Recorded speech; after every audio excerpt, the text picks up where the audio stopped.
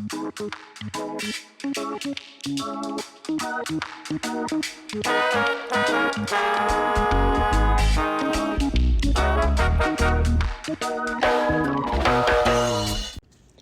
up, everybody? Welcome to another episode of Representing the Resin. My name's Jameson Wellborn, and today we are joined by my very good friend, Mr. Joshua Steensland. Josh, thanks so much for taking the time, man. Man, thanks for inviting me. Appreciate it. Absolutely. Before we dive into all the cool work you're doing with the Ohio Fire Factory and a number of other cool projects you're involved in, we'd like to take it back and learn a little bit about the man behind the plant. So tell us a little bit about where you grew up and where you came from. Yeah, sure. So my parents were kind of born again gypsy traveler hippies, you know. So I was born in Northern California, and we kind of bounced around a lot in those early years. So I lived like upstate New York and Utah and, you know, all kinds of places. We even flirted with Vashon for a minute back in those days. And then we eventually settled in southeastern Washington, where I ended up doing all of my primary school and my high school there. And I graduated from high school in 93. So I, you know, a Gen Xer. I feel really fortunate to have kind of been reared in the 80s with real foods.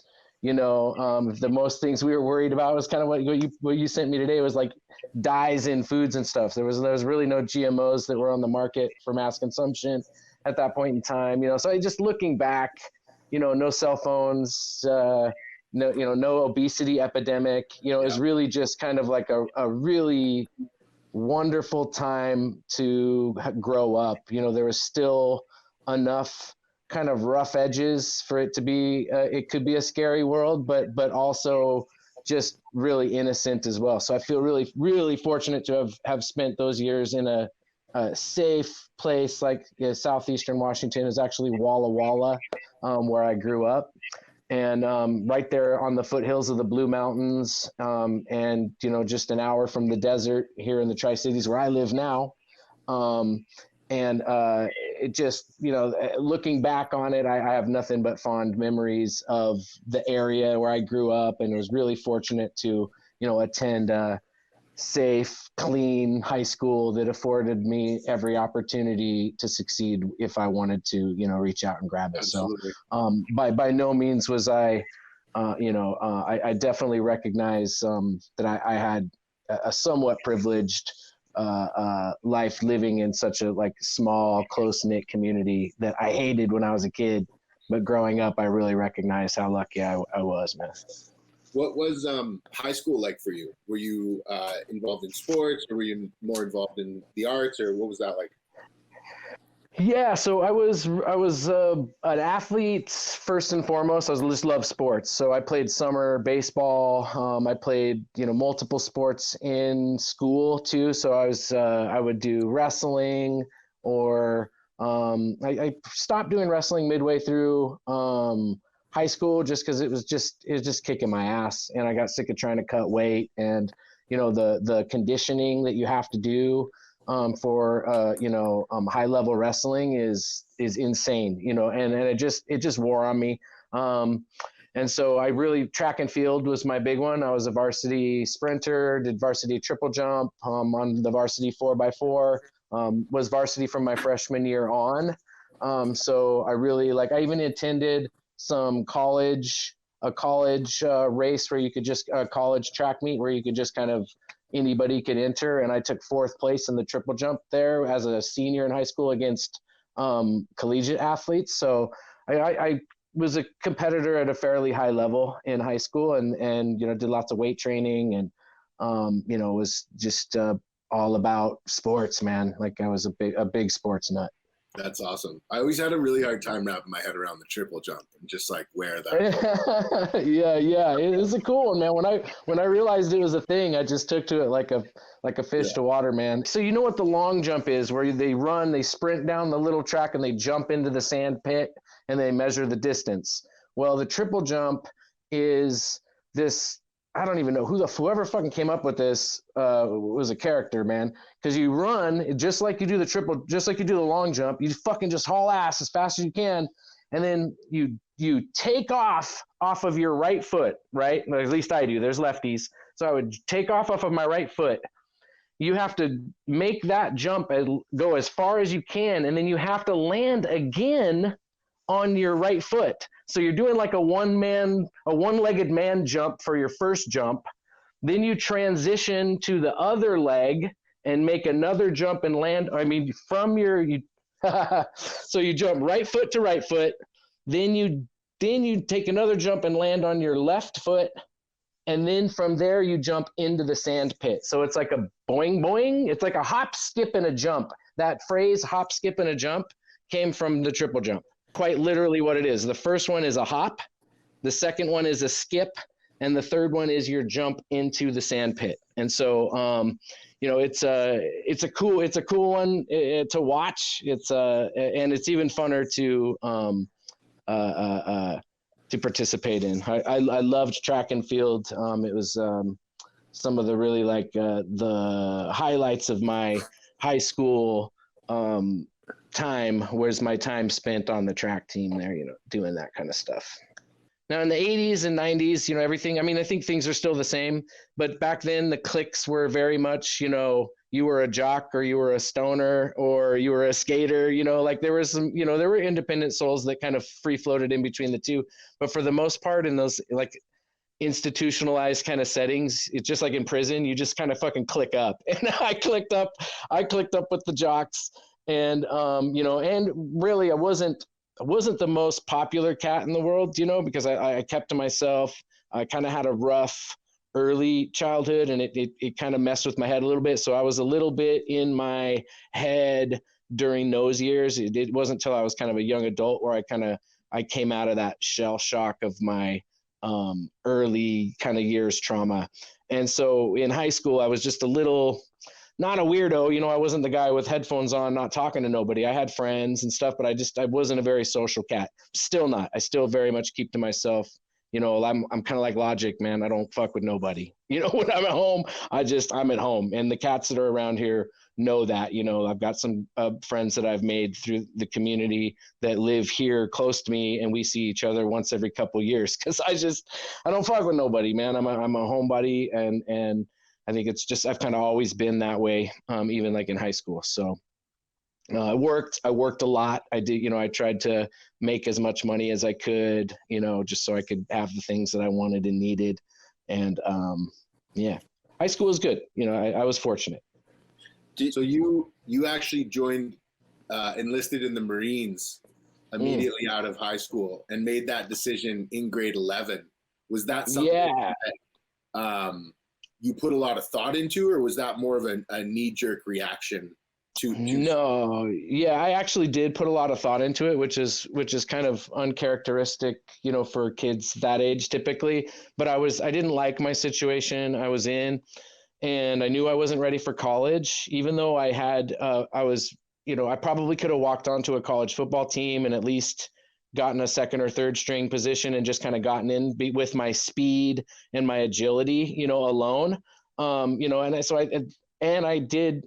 I was flirting with going to Idaho State for track and field, but I just kind of knew myself personally, and I knew that I wasn't ready for that, and I just didn't know what to do. And to me, the quickest out was the military. And obviously for lots of kids, that's kind of your out, especially if you don't come from a rich or wealthy family, and your future isn't necessarily predetermined with college and that kind of stuff. So I really just, the sky was the limit. And as far as I could have done anything, I could have just went off and been homeless, but I was like, I don't want to do that. So I actually went, and I was initially going to go into the Air Force, that's where initially my interest was. And I went I set up a time to visit the recruiter, and he stood me up. And so I go to the Air Force recruiting office, and they're fucking closed. And I was like sitting there like, what the fuck? And I go walking down back to go back to my car, and I walk by, and the Marine Corps recruiter door is open, propped open, because it's a warm spring day. I just started my summer, and warm summer, like summer, early summer, just started it from high school, my junior year. So I was moving into my senior year. And the military has this thing called a delayed entry program, where you can actually go through the enlistment qualifications when you're 17, and you go through all the testing and all that kind of shit. That way, when you're 18, you can just fucking go right in. And so I was like, well, I was thinking of doing that. So the Air Force stood me up, walked by the Marine recruiter's office, and he goes, "Hey," just like a dick, and I was like, I'm a cocky fucking kid. And I turn around and I like look at him back from the thing. I'm like, "Hey, yourself, like what the fuck?" And he's like, what are you doing? And I told him the Air Force guy stood me up, and then he was just like, "Oh, those fucking pussies," and he just immediately like started running his game, and fucking I was hooked, and I was like, oh shit, I'd never even considered the Marines. I didn't even really understand the difference between the services at that time. I was just like, oh, military people are army people. You're just like, the blanket term for anybody in the military is army for people who don't know. And that's how I was just like, oh, I didn't know, and then when I realized the differences in that moment between Marines and the rest of the services, I was like, oh shit, okay, yeah, maybe this is for me. And then I ended up doing their ASVAB testing, and tested super high on the ASVAB, and basically got to just kind of pick whatever I wanted to do up to a certain point.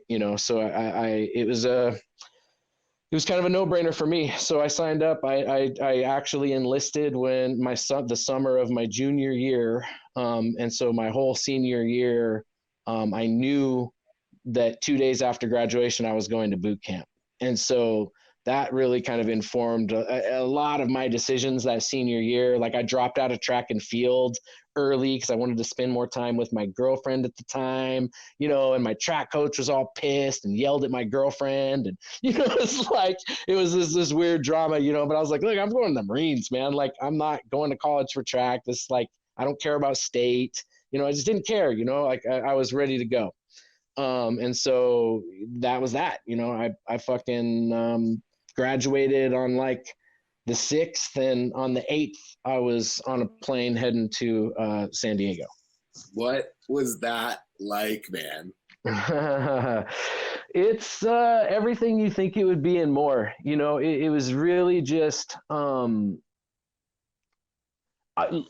into it, I knew I was going to have to play a game to retain a piece of myself. I just kind of intuitively knew enough about the process I was about to go through, the boot camp process, that it was like quite literally a brainwashing fucking deal. And I knew it, so I had this like really like sharp understanding of what I was about to get myself into, and tried to steel myself against some of that like rigid programming just in my mind, like, just telling myself that's what's happening, and not allowing it to just completely roboticize you. And just kind of go through the motions, learn how to play the game, kind of like a sociopath, I guess, So it was cool. I mean, I knew I was getting into something crazy, and it was every bit of what I thought I was getting into, but it was cool, man. I mean, a Marine Corps boot camp, at least at that time, was 13 weeks long. All the other services are between 6 and 8. And significantly fucking difficult. Like you lose about 40% of the people you start with, and about 20% of those guys just wash out entirely, and they just don't make it. And then of the people who make it, a very large percent of them are rigid, kind of like that for life. So a lot of my being in such good shape at the was it hard on you, both physically and mentally, or was it just mentally hard on you? Fortunately, physically, it wasn't difficult, because I was like, I actually was like 140 pounds. I weigh about, I'm about 5'8". And so I was 140 pounds, 5'8", and relatively strong. I did strength training and the Russian plyometrics training system for years. So I was I was operating at a pretty high level already when I entered. So the physical fitness aspect of it was fortunately not an issue, a factor at all. I actually put on 25 pounds in 13 weeks of solid muscle. When I got back home, people were like, what the fuck? I just got yoked, dude. Yoked. Just the high calories and the work that we were doing was just insane. It was, I've, obviously the best shape I've ever been in my life. And it was cool. It just set a good solid foundation for my adult years, so to be able to kind of put that kind of structure on, pack that structure on early, I think really kind of helped me maintain a certain level of health kind of as I'm getting into my middle-aged years, Absolutely. So you get out of boot camp. What's your first, I'm not a military guy. So is it a deployment? Is it an assignment? Yeah. So totally. So basic training is just kind of what it implies. It's just basic training. So when you graduate from that, you're a basically trained Marine.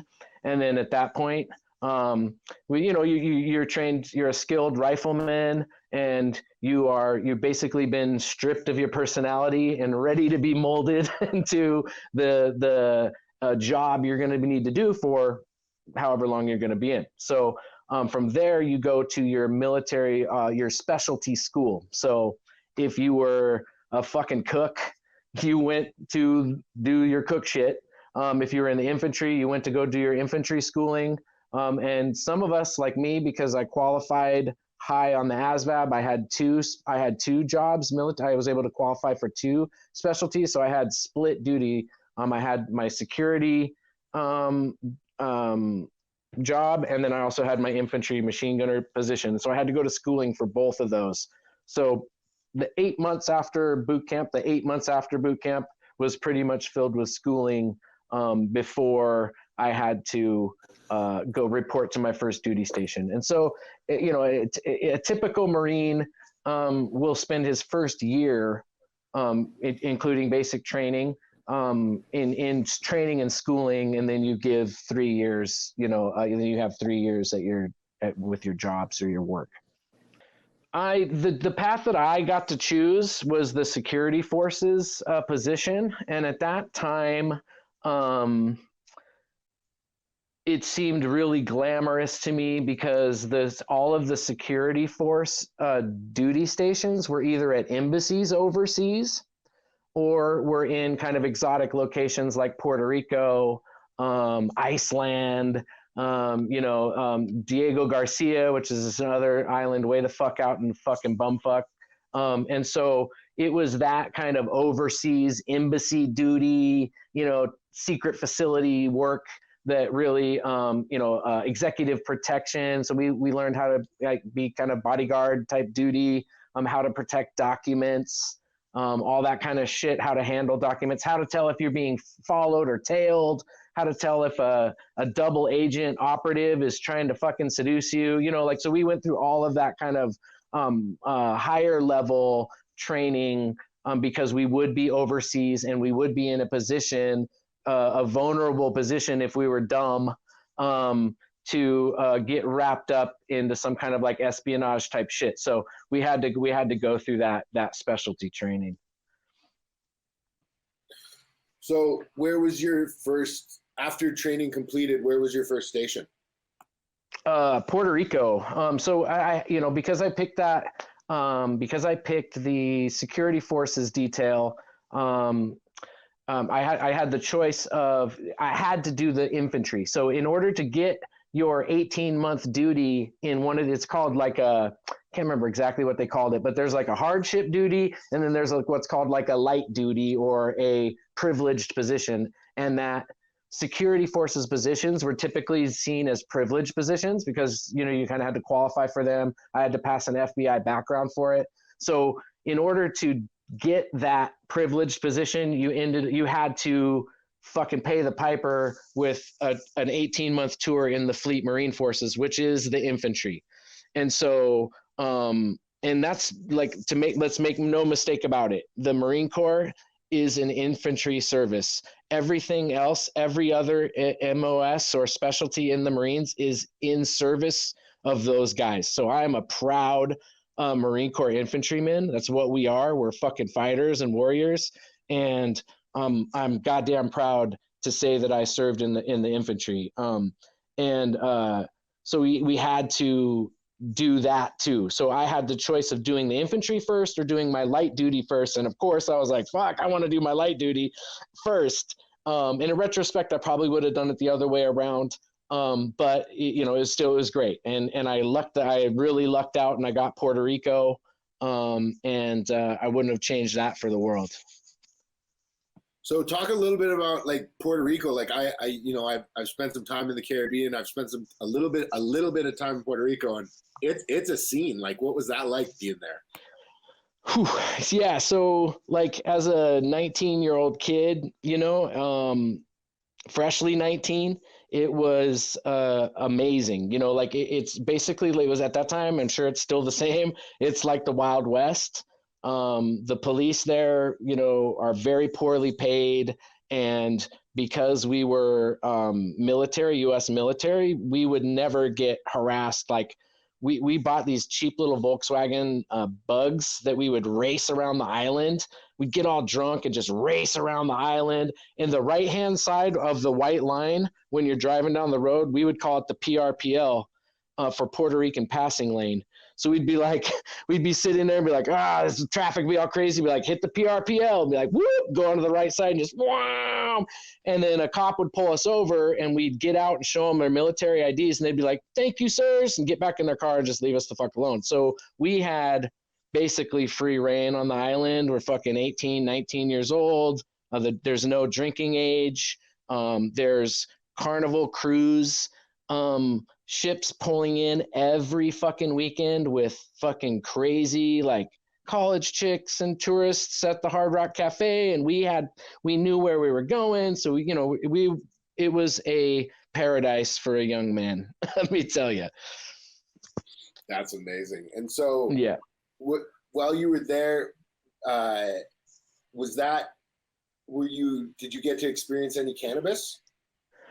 Well, yeah, actually, that's kind of where I got my taste for it, as it were. So when I first got there, of course, I hadn't had, because in high school, I wasn't much of a drinker, wasn't really much of a partier. I just kind of worked a lot, and I had a girlfriend, and I was just kind of like that. We just spent time together. I was almost like a fucking 40-year-old married dude in high school.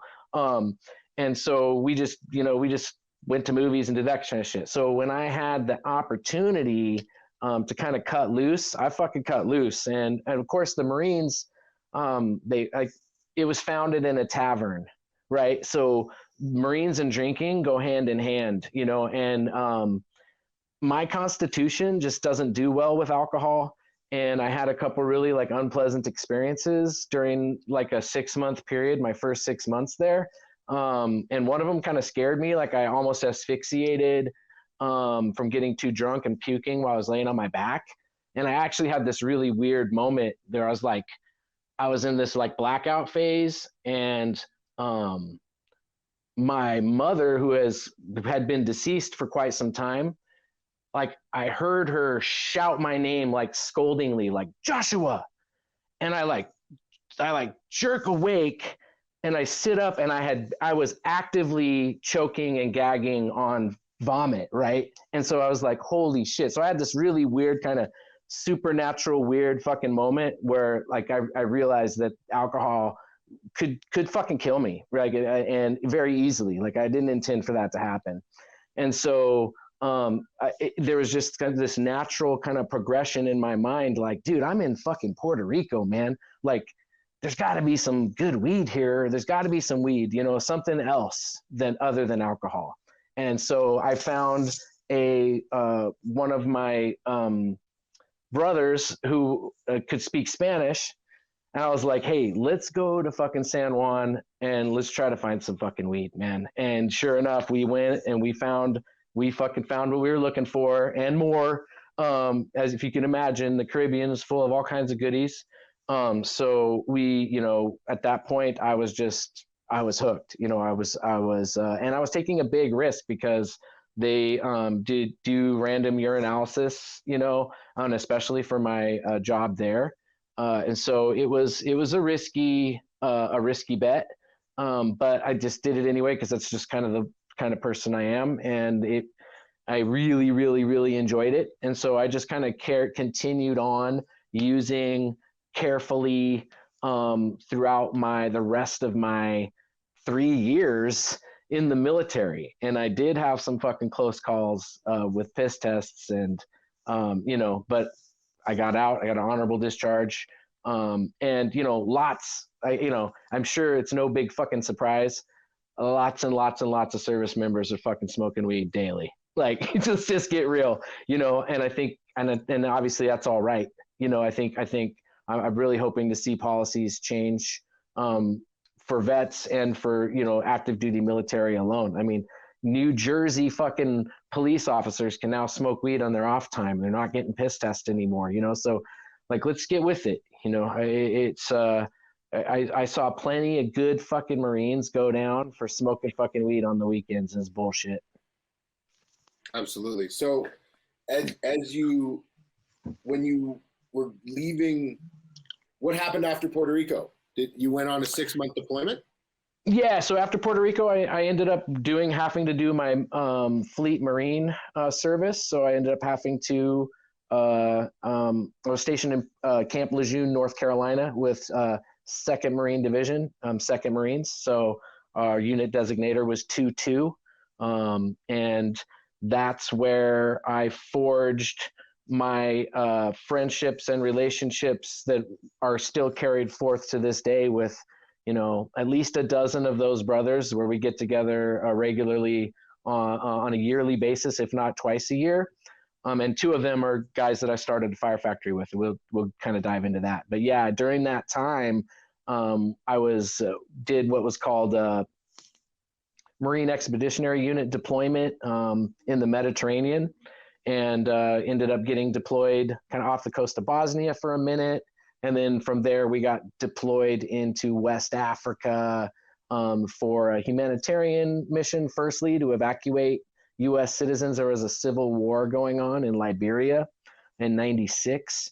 And we were sent there to secure the U.S. embassy. The UN embassy right across the street had been taken over and looted and burned, and all the government buildings in the street that the embassy was on had been looted and sacked, and the only place that was still standing was the embassy. And so we were sent in to secure the embassy, evacuate embassy personnel, evacuate any of the Liberian residents that needed a humanitarian evacuation.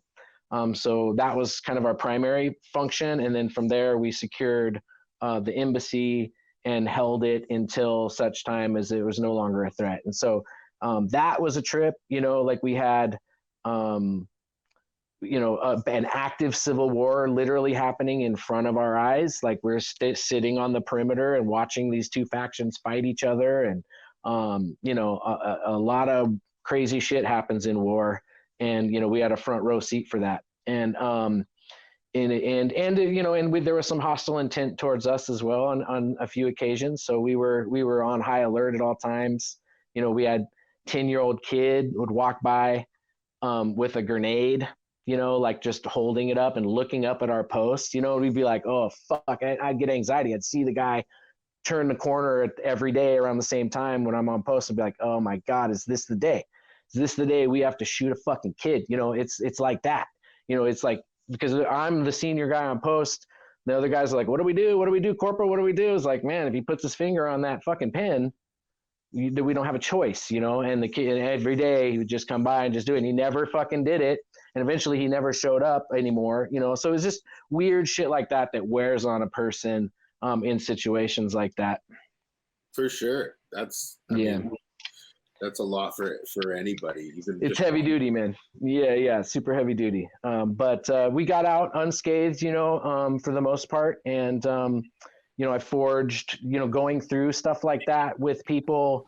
You forge friendships and bonds that last a lifetime. And at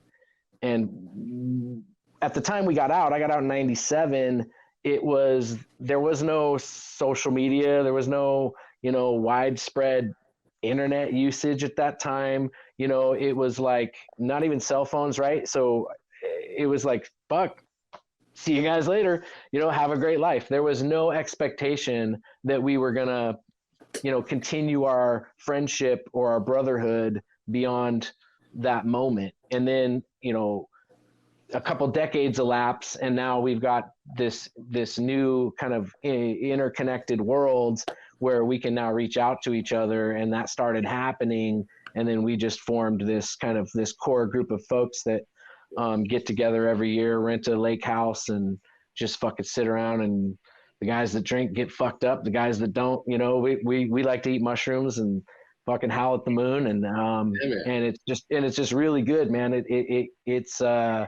It's therapeutic, because a lot of these guys are, like I was talking about, a lot of them come out of that experience, and that's the defining moment of their life, like, and I don't fault them for that, because being a Marine was a big part of who I was, but I didn't let it define my personality. Once I got out, I was done. I put that behind me. I took it as a compliment when people met me after a while. They were like, man, I had no idea you were in the Marines. I'm like, oh, fucking great. That means I'm not fucking blabbing about the Corps and fucking, you know what I mean? Like, that's awesome. That's what I was going for. So let me ask you this, Josh. When you left, did you know that you were closing that door forever? Were you thinking that might be something you would go back to? Like, No, I was done. I was done midway through, and I was just like, just kind of going through the motions to kind of get done. Like 2 years into that, I'd kind of experienced it and was like, oh, okay, I see, and then in situations, once again, institutional situations like that, where you've got a guy that's senior to you, has, a whole lot of power over you. It doesn't matter how long you've been in. And the only reason they're senior to you is because they were born 5 years before you. And lots of times they were dumb motherfuckers, and I would have fucking fragged them if we got into combat or something, like they're just dumb. And so, like, there's no way I was going to do a career with just idiots over me, just because of their rank, so it just didn't work for me. So I was pretty against the grain anyway. It worked, because at one point in time, I had like 13 guys under me. I was responsible for a machine gun squad, which is a staff sergeant billet, which is an E6, and I was an E4 at the time.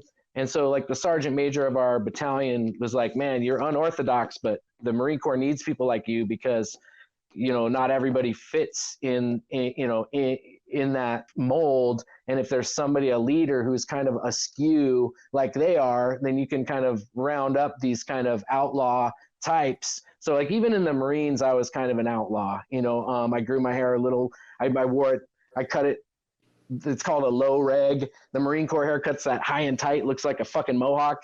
I never wore that shit. I wore a low reg. I looked like I fucking worked in the air wing or something. And it was just like, and I was open with my folks about smoking weed.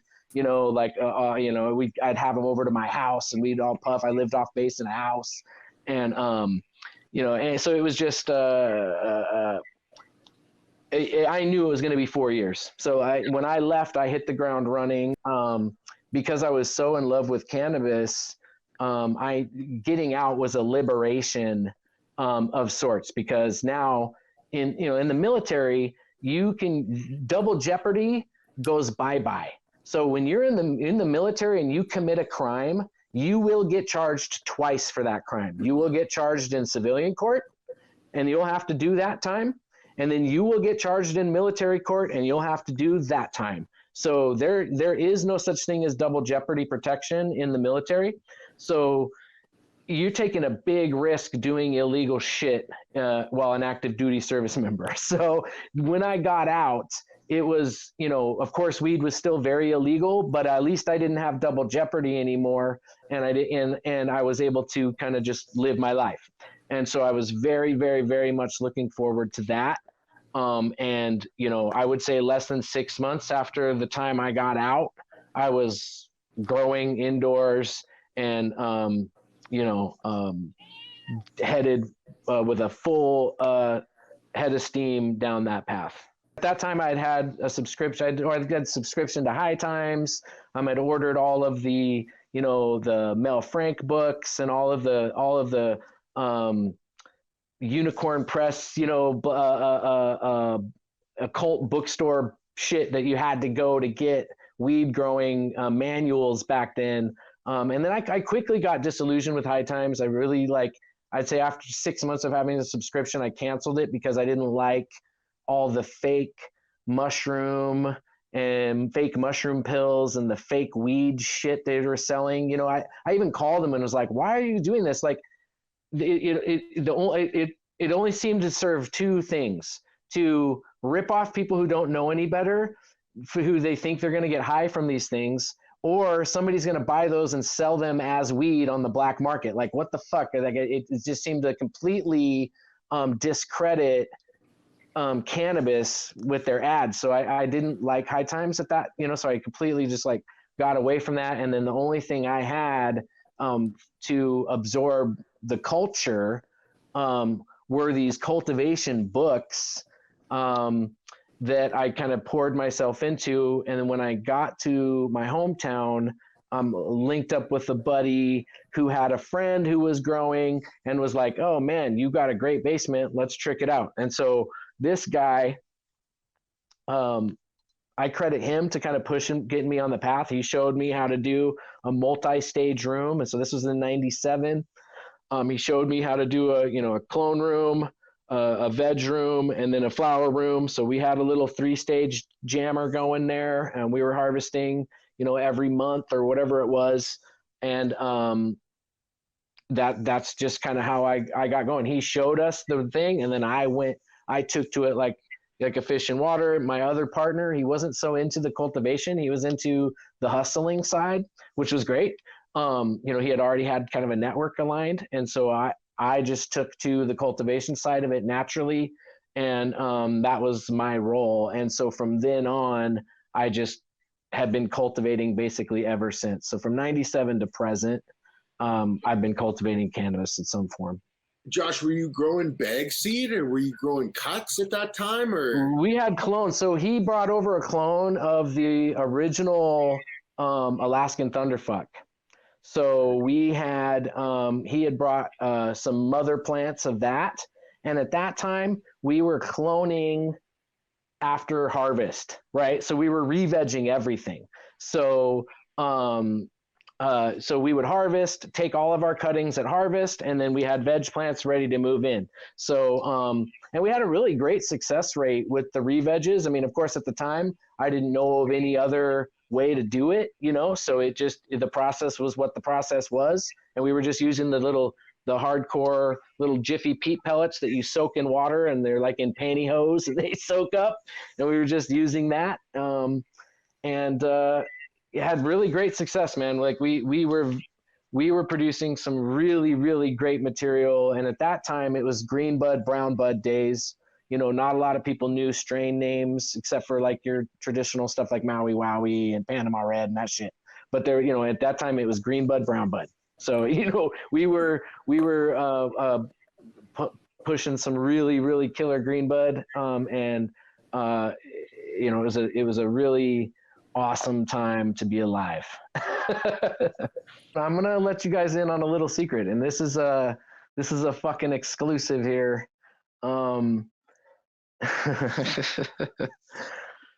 I worked when I got out of the military. So just a little bit of more depth on the backstory. So I ended up like splitting with my high school sweetheart when we went to the military, right? She ended up going to the Air Force and I went to the Marines, and we split up, and we're like, hey, we just split. Well, after like a year or two, or it was like 2.5 years, we decided to get back together, and then we got married. And so when we got out, she was wanting to become a school teacher, and I was like smoking weed, and I was wanting to party. I was taking mushrooms and LSD, and needless to say, our two visions didn't really work, and so we decided to part ways. But before that happened, I wanted to just kind of be a vagabond, like the state of Washington saw my 4 years of active duty military service. They counted that as full-time employment for the state. So I had a fucking juicy fucking unemployment bank just sitting there. And I was like, fuck, man, I just worked my dick off for 4 fucking years in the service. I want to just chill for a minute, you know? And so I was looking forward to just kind of running that unemployment out and just hustling and figuring out what to do. Well, my ex-wife wasn't having it. So I didn't know really what to do. I didn't want to go work at a fucking grocery store or something. So I figured I would try to leverage my experience. And I went and I fucking became a fucking correctional officer for the state of Washington. And so I went through, nobody knows this. So there's nothing I've ever talked about. I didn't, like, my family barely even really knows about it. It's just because things I did later on in my life and associations and affiliations I had later on in my life, I had to really keep that part of my life under wraps because in the counterculture world, a correctional officer is just seen as a cop and you're really no different. And so I really worked really hard to kind of hide that part of my life. So this feels really awkward having this discussion, but I ended up testing really high for the state program, and I ended up going through the academy, and I passed the correctional officers academy. They actually wanted me to be on their special response team because I'm highly proficient with firearms and a pistol, and so when I went to the range and qualified very high for them, they were like, holy shit. So they were kind of grooming me for a special response team. And I just hated the fucking work. I only did it because at the time I was trying to salvage my marriage. And I was like, okay, if I got to work, I'll go get a career and this is what I'll do. And it was fucking miserable. So like 8 months after I graduated from the academy, I resigned from my position because at that time that's when I also started growing the herb. So while I was working there as a correctional officer, I was cultivating federal offense levels of cannabis, just like 6 miles from the facility I was working as a correctional officer. So, every day going to work, I was like, what am I fucking doing? Like my buddy who was a hardcore partier, we were too. We would drop L all the time. Like he had friends would come over and I would come to his place after a shift and I've got a badge and everything. And they'd be like, oh my God. And then he would just hand me the pipe and I'd be like, fuck, woo, woo. So so needless to say, I got a little nervous working that job and I was like, look, I'm going to end up in here. If I don't, I've got to separate these two worlds basically is where I was at. And I didn't like the job. I saw fucking terrible shit go down in that environment. You're very unsafe. It's not if, it's when you get assaulted. So it's, I was working in a housing block that had 300 and some odd inmates with 5 guards in there at any given time, so, and these were hardcore. This was a hardcore maximum security. These guys were killers, rapists, mentally deranged, just like you name it, they were there. And it was an old school prison, like 4 men per cell, open tiers, 30 cells deep. You're just walking down the tier. Officers would get shit and piss thrown on them regularly. It's just that kind of environment. It's just like you get stabbed at any day. It just was not for me. Yeah. So that was a really short-lived period in my life, but that did happen. And then so from then after there, I was full bore, 100% committed to the hustler's life. And rocked that for quite a while until eventually I kind of went somewhat straight and started working in the natural food grocery circuit and kind of worked my way up into managerial type buyer positions. So I worked for Whole Foods as a dairy buyer for their flagship San Francisco location. I mean, their dairy department would do, $1 million a month in fucking milk and yogurt, So that's the kind of stuff that I would do to. This was in California, Josh? Yeah, to keep me legit. Yeah, so you actually relocated after leaving corrections. Yeah. Yep. So from there I went full blown vagabond. So I was just like wherever the wind blew me, I went. I was just kind of everywhere. And landed in places for periods of time. A year, 18 months, 2 years here, and then would move on to another place.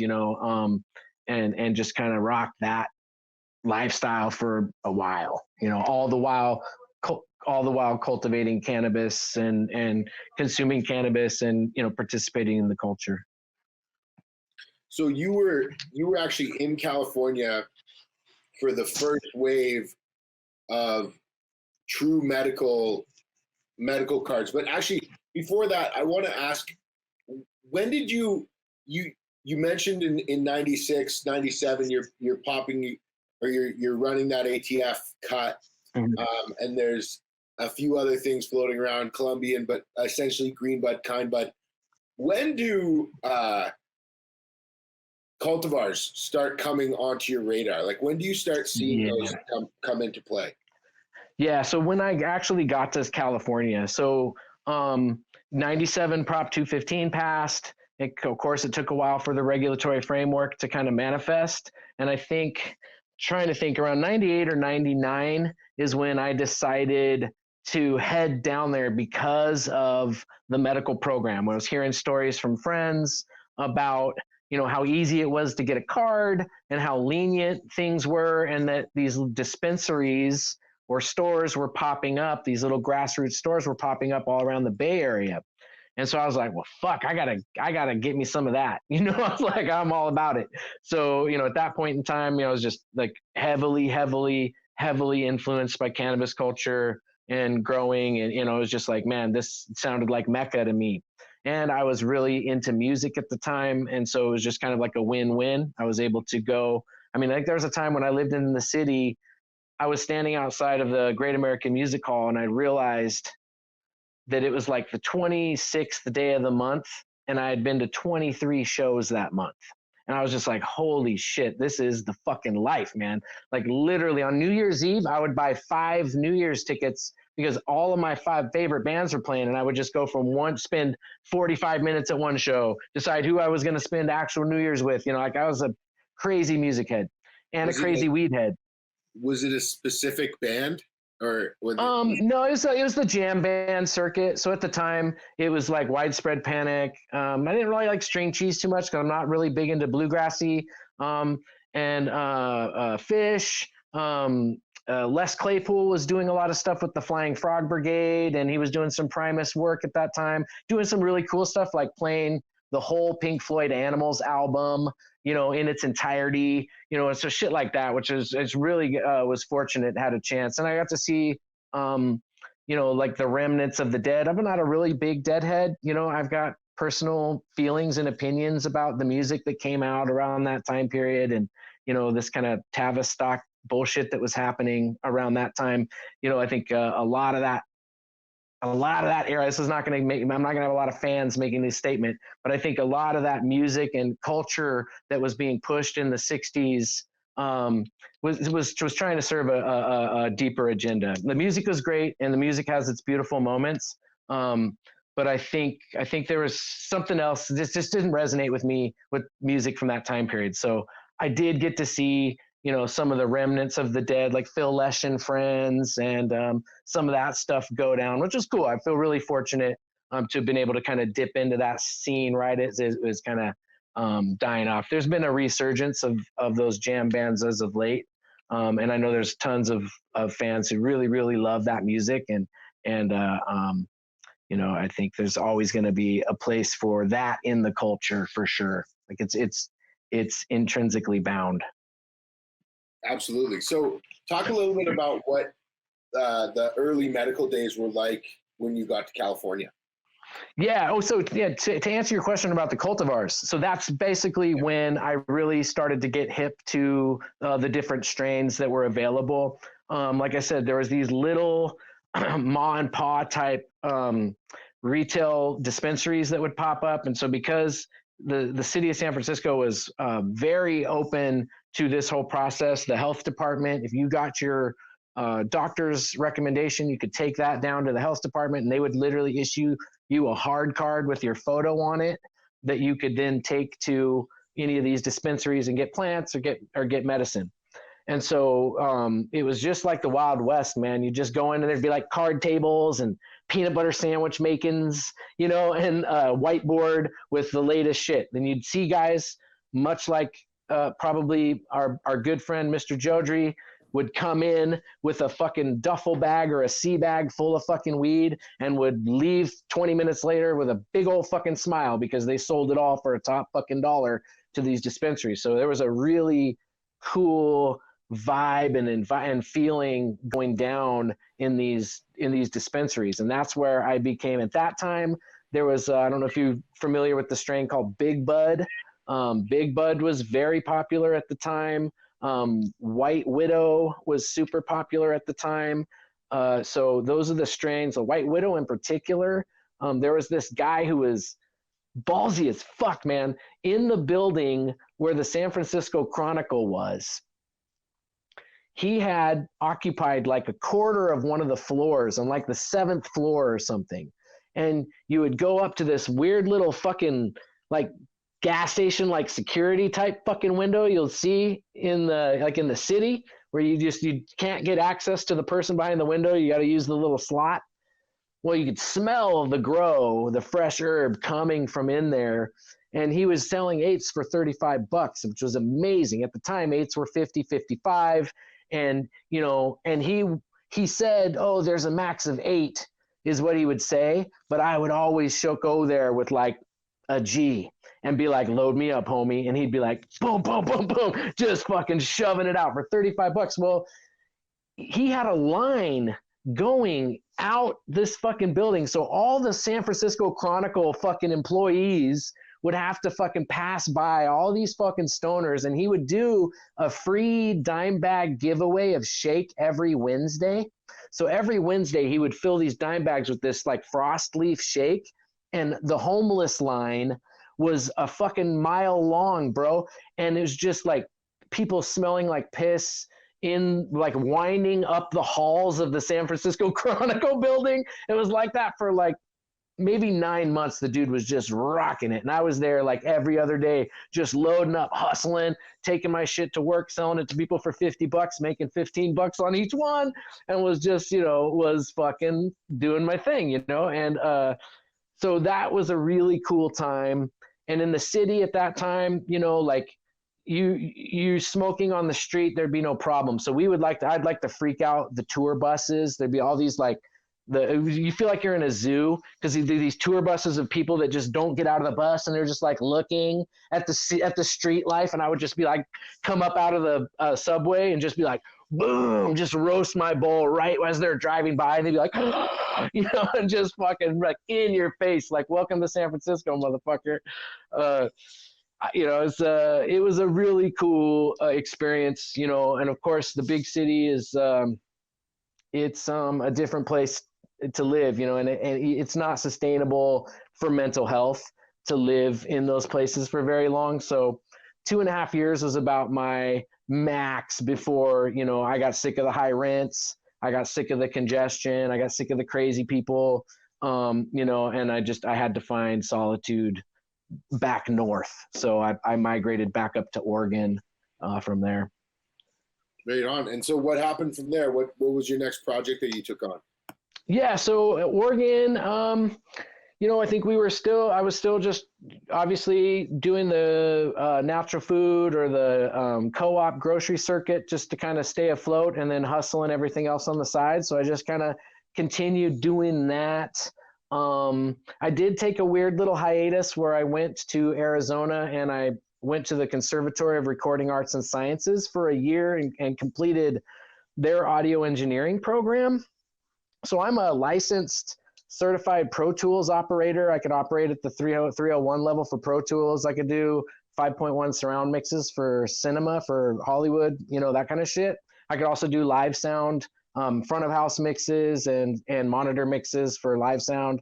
And so that's just one of those weird little things I got to bug up my ass. It cost me like 20 grand to go do that. And I went and lived in Arizona for a minute. And then I came back and never did anything with it. I just kept going on with weed. And that was, you know, the music industry is a motherfucker, you know, so unless you have a huge war chest and the ability to just build a studio, you're really somebody's fucking lackey for your entire fucking career. And I got to experience that a little bit as an intern for a live sound company, you know, where the chick who ran the live sound company was just really got off on the fact that she had an intern, you know, and I was just like, first off, my name is an intern, bitch.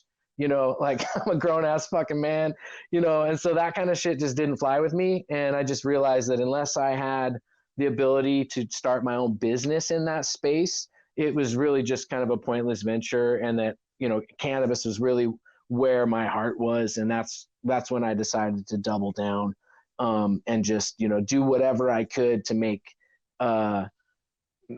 cannabis, you know, kind of my life, you know, even though I knew I could do time for it, you know, especially when we moved away from the legal environment and at the volumes we were producing, you know, we always knew that there was that risk, and we were willing to take it. So you actually ended up opening and operating not one but two hydro stores in that area. Yeah. Green Thumb Hydro, or Green Thumb Hydro Gardens, was our first store in Medford. We actually shortly after moving back there from Arizona, when I decided I wanted to go all in, a good friend of mine was working at a hydroponic shop, and the owner was this kind of interesting character, you know, mid-level hustler, did pretty well for himself in the black market world, and enrolled some of his money into a string of hydro shops like in Northern California and in Southern Oregon. And some of them weren't doing so well because he wasn't a business guy. He was running his business pretty shitty.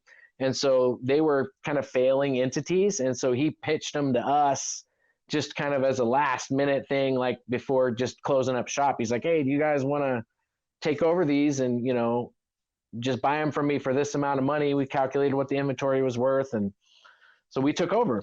And so I started that shop, and things, once we took over, things started going really well, and well enough to where we opened a second location within a year in Klamath Falls, which is about 70 miles east, over the mountain pass.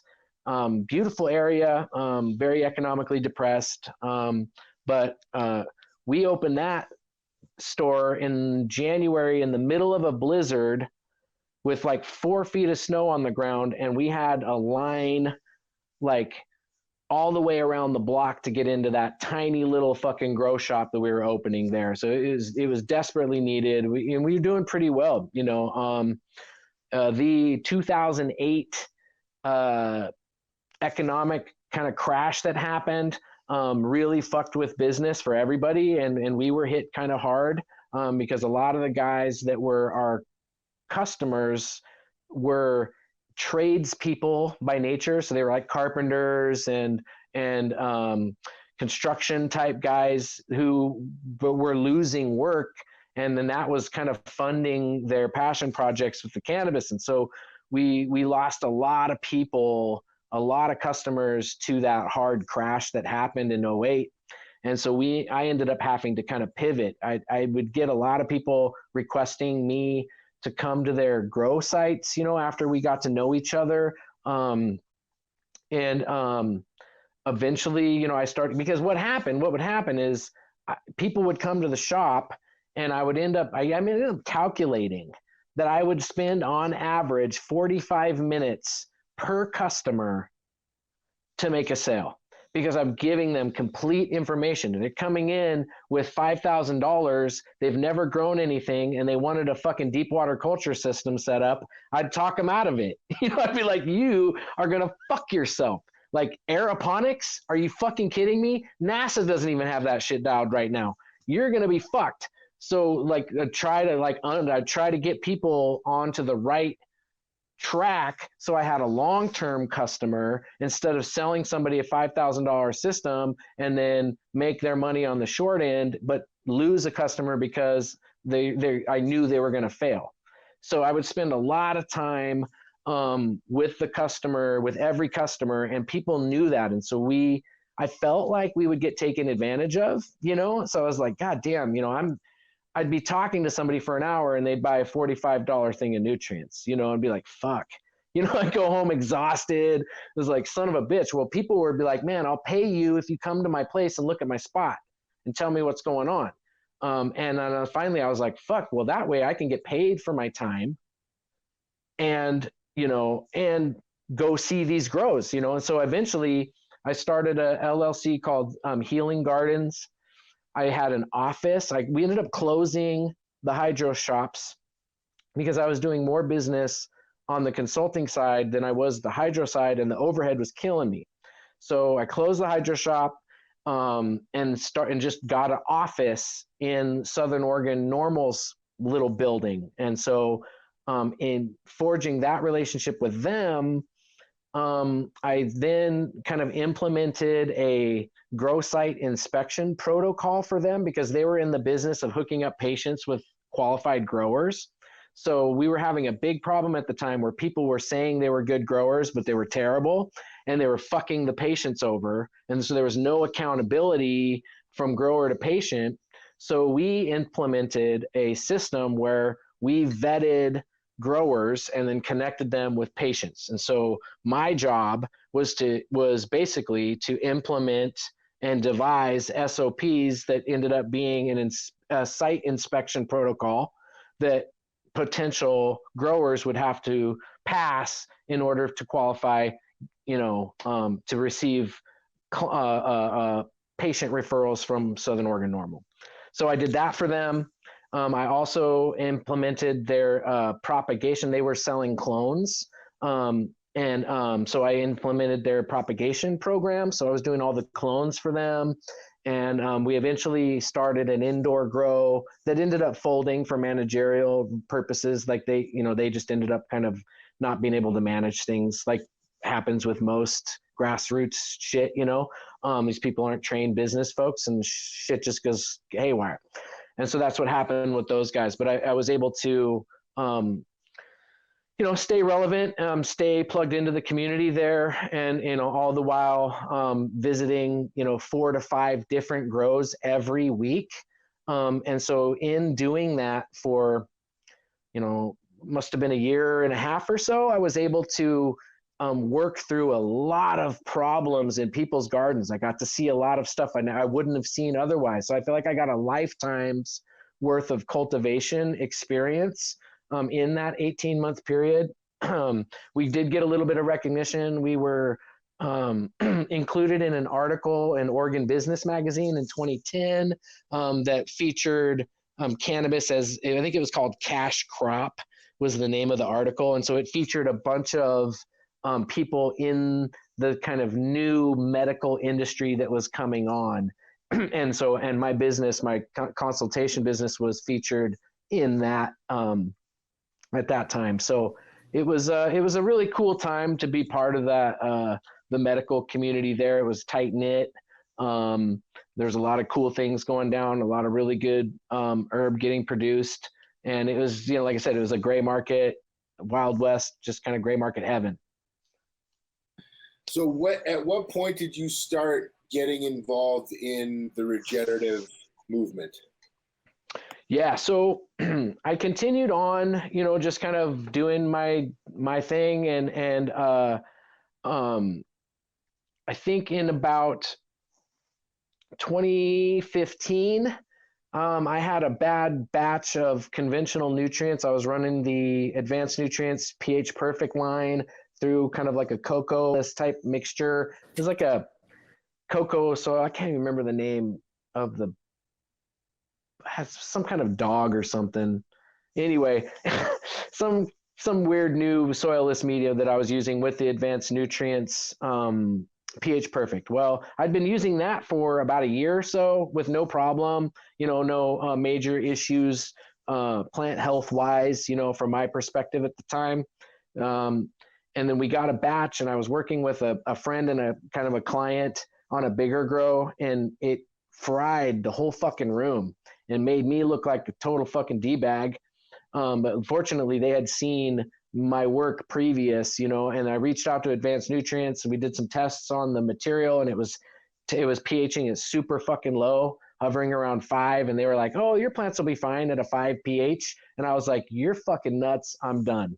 And so from there, I started researching, other ways to cultivate. I liked the pH perfect aspect of it. I liked not having to kind of pH the water and having this buffered solution. So somehow in my Google searches and ICMAG searches, subcool super soil popped up, and I kind of went down that rabbit hole for a minute. Cooked a batch, did one round of super soil, and while I was flowering that cycle, I stumbled across the actual no-till methodology and ideology, and a big, huge shout out to Jeremy at Build a Soil, because his website at the time was kind of like the primary resource for all things no-till or Clackamas coots related information, and so I leaned on that relatively heavily at first, until I was able to kind of suss out other sources through ICMAG. And then right around that time, social media really started to blossom with YouTube and Instagram into kind of what it is today. And you ended up starting your YouTube channel in 2016. Is that correct?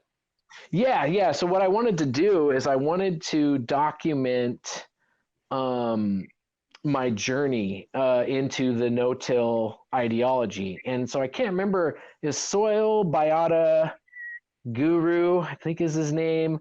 And I can't remember exactly how it went down, but I was interacting with the community via one of these kind of roundtable type grower panel deals that included NV Closet Med Grower, Brown Guy 420, and I think Subcool would pop on occasionally.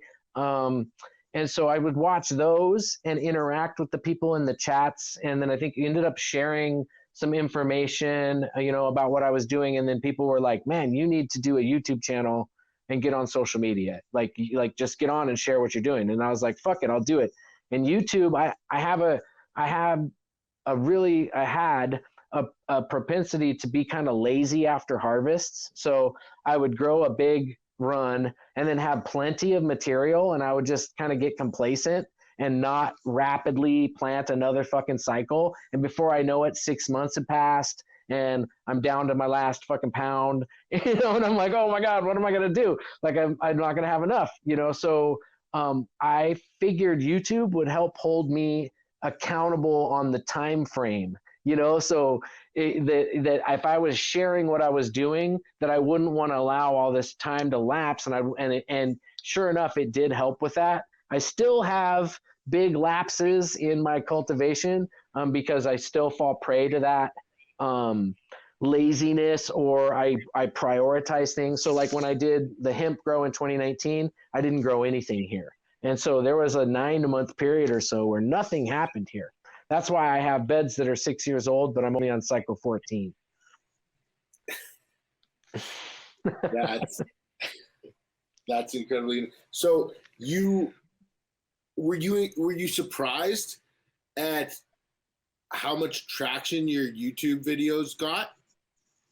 Yeah, I really was. And fortunately, it was at a time where there was not a lot of no-till talk happening, and it was a very small, tight-knit circle of folks who were even, having these discussions about biology and water only and all these kind of buzzwords that were happening at that moment. So for a change, I felt a little bit ahead of the curve, in the sense that I just kind of popped on the scene right at the time where people were very receptive to the platform, to watching somebody, a talking head, blah, blah, blah about cannabis was something that people were actually interested in.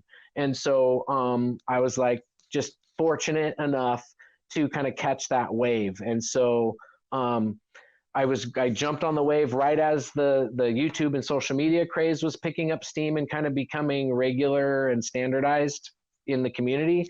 And I was also talking about a topic and a subject that was quickly becoming more and more popular as the time was going on. So I just felt kind of lucky to have just kind of landed in that. I don't think I'm providing information necessarily in a fashion. I mean, I recorded my videos straight to phone. I never rewatched them. I never edited them. I think occasionally, a couple times I tried to edit and I'd go in and I'd put some words when I messed up a word. But I'm just not that guy. So if I fuck up a word or if I mumbled something, you know, I that's what you get.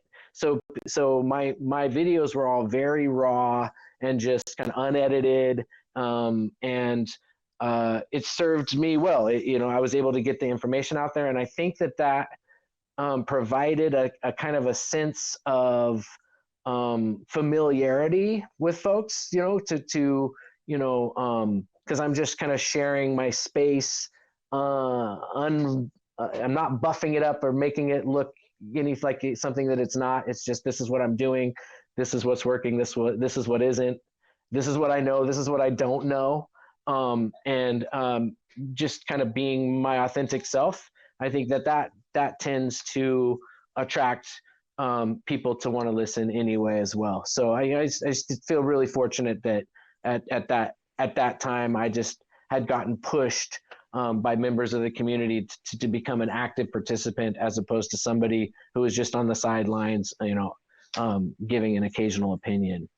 Yeah, man. 2016 was a busy year for you. You also won first place at the Oregon Dope Cup. Yep. For yeah. Best hash, bubble, and temple ball. Can you talk? Yeah. So that was a really cool moment and a pivotal moment of kind of self-validation for me. Kind of an interesting story. So I was living in Washington at the time. And so obviously the Oregon Dope Cup, they were only wanting people from Oregon to submit for that competition. And because I wasn't a licensed dispensary, and I can't remember if at the time they had recreational yet or not, or if it was just licensed dispensaries, but there was certainly large corporate type entities in the space at that time. And so there was those guys. And then there was also still a pretty strong personal medical grow scene in Oregon at the time. So I decided to sneak across the border, get my material tested at an Oregon lab so I could submit Oregon lab paperwork to the Dope Cup to get accepted in, to get my submissions accepted. And that worked. And so what I had done is from my first cycle of my living soil beds, the beds that I'm currently cultivating in right now, my very first cycle was Granddaddy Purple. I did a whole plant fresh frozen wash here at home in my fucking kitchen. Microplaned that shit, dried it in the fridge, and fucking, it was the terpiest, most amazing anise, black licorice, really strong black licorice, just all heads. I mean, it looked like beach sand. You know, we did a really, really, really good job with it here. And it wasn't even using like RO water or anything. You know, it was just like not even the most ideal conditions. And so the material was just fucking stellar. And when we dropped that sample off, I got a call like 10 minutes later from the place that I dropped it off at. And they were like, "We don't know what the hell is in this bag that you just dropped off, but we've not ever smelled anything like this." And they were like, "This is amazing." And I was like, "Oh," that's when I knew I was good. I was like, "Okay, I might actually have a shot here." They went out of their way to call me to say, "Whoa," you know, and they're receiving submissions all day. I knew I was doing all right. And so we ended up going to the event. It was like on Halloween, I think, October 31st in 2016. And we're sitting there for the award ceremony, and there, you know, all the other categories, you know, it's all of these really big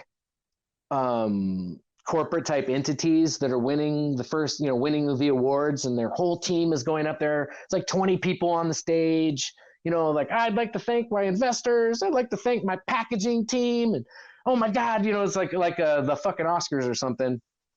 So all night long, this is what I'm watching, and then they get to the hash category, and they called, I can't remember exactly how the order is, but they called, like, they announced who second place was or something, or third place or something like that. And it wasn't me, and then I was like, oh shit, maybe we got a chance, and so eventually they call first place, fucking Dope Cup for Hashish, Joshua Steensland. The place was fucking crickets, except for my wife. She was like, they were like, who the fuck is this guy? And I just like walk up, fucking grab the trophy, say thank you, did no speech, nothing, and just walked off the stage. And then people were like, the people that were judging were like trying to catch me before we left to find out where they could get more of that shit. And like a year later, I had somebody hit me up on Facebook, and when they showed me some, they were like, bro, I still have some of this in my freezer from last year. It's the most amazing shit. So it was a really cool moment for me. It validated the work I was doing. It made me realize that there was a greater potential in this new space. Like, I was going up against fucking, large scale entities, and my fucking hash blew them out of the water. And so it was really like, I was like, oh, okay, maybe there is a place for me in this kind of new space that's coming, that's kind of was moving along at such a rapid pace. Once again, unless you're made of millions of dollars, or had like crazy connections, you're bootstrapping everything, and so it was cool. It was that moment that really kind of strengthened my resolve, and I pushed forward with kind of like a renewed zeal for the plant and for the idea that I could actually, do justice by the plant and operate at a high level that other people would appreciate as a high level too, not just my opinion, which was really cool. That validation meant the world to me. For me, as an outside observer, that really seems like a catalyst point to where your career really took off in the industry. Would you agree with that? Yeah. I mean, it gave me, at that time I was already kind of sharing with social media and stuff too. So if you go back through my early YouTube videos, you find the Dope Cup video where I won it, and you've already will have seen my first cycle. So cycle 1 is all documented. So you can see the whole fucking first cycle that I won that Dope Cup with, the material, how it was grown, what I went through, how I harvested it.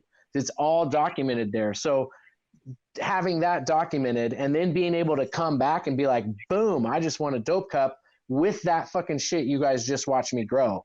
And so it was like, holy shit, it gave validity to the process.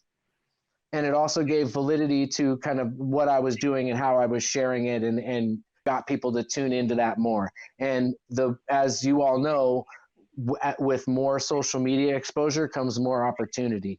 And so I was just able to really capitalize on that opportunity. And it took me a minute to kind of see myself as a brand. It's still kind of hard to think of myself that way, because you sound like such a tool when you're like, oh, I'm going to brand myself. But that's kind of the world we're in right now, and so I'm getting more and more comfortable with that idea. Just it's social media has really, it's provided me a level of comfort and security that I had to work a lot harder for before. Absolutely. Yeah. So after the Dope Cup win, you had a number of different engagements, consulting engagements and otherwise. But the next really big thing that I want to talk to you about is the 100-acre hemp play that you were involved in. I actually got a chance to come out with my father, and that was actually a very special trip for me and him, as showing him, this is what it can look like, was really special for me. I'll never forget that trip. Can you talk a little bit about how you got involved in that play? Yeah. So I actually, as fate would have it, I had just kind of wrapped up a long consultation, um, and was really ready to um, uh, pivot a little bit, I guess, as it works. I was spending a lot of time in an indoor cultivation environment. And at that time, hemp was kind of really hot. In 2017, 2018, there's folks in California making lots of fucking money in hemp, doing lots of fucking money with ISO. And, I'm a hustler by my nature. And if there's a way, an angle or a way where we can kind of capitalize on these and do it in a fashion that's still honorable, and we're still cultivating the cannabis plant I love so much, I was like, fucking A, I'm on it. So we had the opportunity up here where some land was available to kind of cooperatively grow on. And so we put together, me and a business partner of mine, we put together this kind of group, a cultivation group, I guess, for lack of a better term. And we divided up this 100 acres, and we each entity kind of funded their part of the acreage, and I was responsible ultimately for the cultivation SOPs and the implementation of the cultivation strategy for the group. So, I think so as a group, we were my little group, the Grow to Give, me and my partner, we of that 100 acres, was fucking 80 something of it was ours. So the other entities were like 1 acre, 2 acres or whatever, and they were employing us for our services in a sense, by paying us on the back end for kind of setting everything up for them. So we had an interesting thing going with that. And we had the ability to acquire, half, 750,000 seed. And we had a really amazing resource, and it was a crazy feeling to hold a bag of seeds that was worth as much as a house. A 1 gallon bag of seeds had like 100,000 fucking seeds in a 1 gallon stuffed pack full, and it was, like we could buy a house in Pasco for that. We just had like just bag after bag after bag. And I've got video of pallet after pallet after pallet of 10 by 8 trays, so like the 50 cell seed trays. And it took like over like 2 acres. We had them spread out over 2 acres on pallets, and all hand planted. 750,000 seeds hand planted in 5 days. They were actually, we were lucky enough to hook up with a seasonal labor force that was kind of hip to hemp already to a certain degree, because there had been some hemp cultivated regionally here in the couple years previous. So there was some hands-on experience, but we had to do a lot of training, especially with the seeding, because most seeding at that time was happening with machines and shit. And we just paid 60 people to do it. We're just like, just fucking do it by hand, and in retrospect, we probably should have just paid to have a machine done, because there was a lot of what we would call bouquets, where they would just dump like 10 seeds into one thing just to empty the seed bin to make it look like they're working faster. You know what I mean? So there was a lot of that kind of labor or management that we had to contend with during that whole process, which was a very big learning curve for me. I quickly realized that if I was going to exist in this kind of big ag space, I would need to learn some kind of better working form of Spanish. Like it was just completely necessary. The language barrier was a difficult one at many times. So we had to work really closely with the people that were sourcing the labor for us to make sure that we had supervisors that were fluent in English and you know, and that we could pass information on and not waste a lot of time or not lose information in translation. I was thrilled to be able to hire that many people. I mean, at one point in time, we had 200 people working for us when we were harvesting, 100 people in the fields, and then 100 people in the warehouse doing the hanging.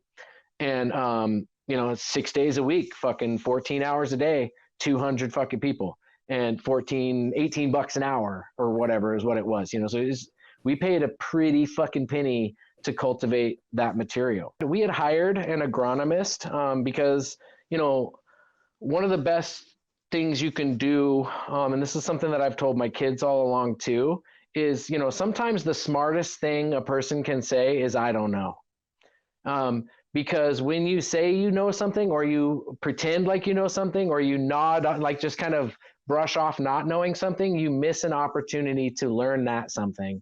So, you know, instead of feeling, like I tell my kids, instead of feeling awkward about not knowing something, if somebody says, hey, have you ever heard of this author, and you haven't heard of them, don't be embarrassed. Don't be like, oh, yeah, and then feel weird because you don't really know who that author is. Be like, no, tell me about him. Now you've just learned about that author and you don't look like a fucking D-bag. So sometimes the smartest thing you could say is, I don't know.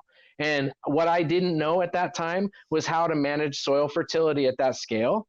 I was just growing no-till with, you know, like turning on the TV. We don't understand how the fucking tube works in an old tube TV, but we turn it on and watch it. I didn't understand exactly how the biology and fungi were working with the plant to produce what I was producing, but I knew it was working. But I wasn't able to move forward at scale on 100 acres. and you know, like, what do you do? So we hired an agronomist to at least kind of get hip with the soil chemistry. And this guy, he's recently passed away. I really miss the guy. His name was Dave Horn. I want to give him some proper respect. A fucking lovely human being. A real fucking class act. And I was a privilege to know him, and I learned a lot from him. He was a big John Kemp and Tanio disciple, like really loved John Kemp's work. And I've since to come appreciate John Kemp's work a lot in the past year, just from just kind of diving into his material and his body of work. But we had Dave do a geological assay, and then he also did just your standard chemistry analysis of the soil. And then we front loaded a custom blend of organic, water soluble, dry nutrients, basically tailored it like we would corn, except we added a little more P and K, and a little sulfur. And what we did with that is we just front loaded all of the acreage with that material. And then that was it. We didn't apply any teas. I think we did one Tanio microbial foliar that was applied via helicopter. I've got really cool footage of that, because we had some curly top beet virus show up in the top field, and we wanted to kind of get on top of that. So we did do one foliar application of a microbial, and that nipped the curly top beet virus in the bud. And then from there, everything was just water. We just water straight to the plants. Half of the acreage was overhead pivot watering, which I think a lot of this gray hair comes from that. I was fucking certain we were fucked. Like, we were supposed to set up a drip system that was going to go work off of the pivot. It was going to drag the drip line. So it was going to be like a drag drip. And as the pivot moves around, it just drips the water at the root surface. Well, we didn't have the time, and we were running out of capital. We were hemorrhaging money. I think we were like already $2 million or 1.5 million into the thing. And, you know, it was just like, let's just see what happens, you know, like the plant and the fucking plants loved it, man. So we ended up doing sap analysis. The agronomist, Dave, did sap analysis halfway through flower, and we seen that everything, all of the nutrients were available and mobile in the plants, everything was going perfectly. So that's a real true testament to kind of just the power of nature. And this was dry, barren, farmland. This was not, regeneratively farmed land. Like it was moon dust, a lot of it in the upper fields, and the lower fields was rocky ass flooded river basin that was just full of rocks and very, not very friendly soil. And those plants, through their exudates, because they were nutritionally balanced and they were getting everything they needed, they expressed themselves in their maximum genetic expression, very high bricks material, and were, virtually pest and disease resistant. We had the little bit of curly top, we easily able to take care of it. And incidentally, the curly top beet virus happened in the worst soils that we had. So it was in that upper field where the soil was like talcum powder. And when I first saw it, when I first did a site visit, I was like, holy fuck, how are plants going to grow in this? Like, it just didn't see how it was going to work. And sure as fucking shit, the plant's amazing, man. It is able to create its own environment around a rhizosphere in virtually any situation, provided the biology is able to proliferate. And that's exactly what we experienced there. This is that little quip I gave during my regenerative talk about that half a field where we didn't put the nutrients down. We didn't put nutrients down on like 4 acres on a 10-acre spot. It really showed me just how forgiving the plant is. And up to that point, I'd always talked to people and clients and new cultivators about, because people can get away with really shitty cultivation practices because of how forgiving this plant is. Like quite literally, you could just piss in a pot for the duration of the plant's life cycle, and you're going to produce material that somebody somewhere will smoke and say is the best weed they've ever smoked. I'm certain of it.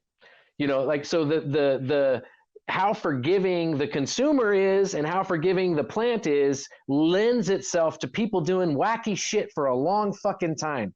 And I'd have conversations with people back in the day that, were maybe doing like redundant cultivation practices that ended up doing more damage than good. And I would try to give them the analogy like, hey, look, just because that funky ass way of cultivating is working for you doesn't mean, like you can build a house with a hammer. You can hammer in with a rock. You can hammer in all those nails with a rock. Are you going to get a house or a structure up? Yeah, you'll probably get it up eventually. Or are you going to have a lot of collateral damage, a lot of fucking smashed fingers, a lot of bent fucking nails, a lot of dented wood? You are. But if you got yourself a fucking hammer or you got yourself a fucking nail gun, you're going to have way less collateral damage, a way stronger structure, and so that's the analogy I would try to give folks to, like find ways to optimize your cultivation experience and start building with that nail gun and not a fucking hammer. And then, this is conversation I'm having with people 15 years ago. And then, to kind of see just how forgiving this plant is on a large scale. 750,000 of anything is really hard to wrap your head around, and the weight, no pun intended, the weight of that amount, that vast amount, wasn't really fully realized until we had to get it out of the field. I mean, I remember the weeks leading up to harvest, me like doing calculations in my head and like going to my business partner and being like, bro, we're going to need to do like 1,500 semi-loads to get this material out of the field. 15 fucking hundred. And we're going to need like 250,000 square feet of drying space, and we had 4 weeks to make it happen logistically. No, and I think when I told my partner group, they just like looked at me like I was crazy, and the first day of harvest, me and my partner are at the drying facility where we got everything hanging or ready to be hanged, and shit's coming in, and we've got like, semi trucks rolled in all day long. We had like 6 of them in rotation. They were just constantly rolling back and forth. And we were only 10 miles from the grow site, so it wasn't like we were trucking it very far. So they just literally had to go hop on the highway, go down the road and hop off, and there we were. But we had this constant rotation of semis. And at the end of the day, I'm like, I'm going to go check out where, how they're doing, man. And fucking, the farm was in this really deep depression. So you come up over this fucking big hill and you're, 500 feet above where everything is. And I'm looking down and the semis are like fucking tiny, on the field getting loaded up. And we had just seen all this fucking weed come in, all of this material come in. And I look down there and they're fucking like 1/4 of the way down one fucking row. And I was just like, we are fucked. We're fucked. We are so fucking fucked. There's no fucking way in God's green earth we're getting all of this material out before fucking spring. There's, let alone fucking winter. There's no fucking way. I mean, I lost so much fucking sleep, bro. It was because we had cultivated beautiful fucking flowers. I mean, just gorgeous. It was indistinguishable from high THC weed at the time. And the workers would come up to me regularly. Boss, are you sure this is fucking hemp? I'm like, this is hemp. Don't worry. You guys aren't going to get popped. This is good. Like, it was that good. And I felt really fucking good and proud of that achievement because we had, a couple million pounds at least, like it was amazing, and to have that quality of material there, and that be my primary responsibility. It was a really, really, really felt good to have been able to put ourselves in that predicament where we're like, what are we going to do with all of this shit when we're watching every fucking farm around us plow their shit in because it got botrytis and it got turned brown and they had to just fucking plow it all in. We know a guy in the, God damn it, Pendleton area, invested $10 million on 1,000 or 2,000 acres and plowed every fucking last plant in because he got botrytis. Every last fucking plant. He took a $10 million fucking bath. And that's just one of so many stories. We seen 3 farms that was on our drive to our spot go through the same shit. One of them got in the ground really early and we got in the ground really late. So there was a period of time where I'd have to drive by this farm and they had these big fucking gorgeous, beautiful plants. And we had these little fucking like stressed ass motherfuckers on the 4th of July.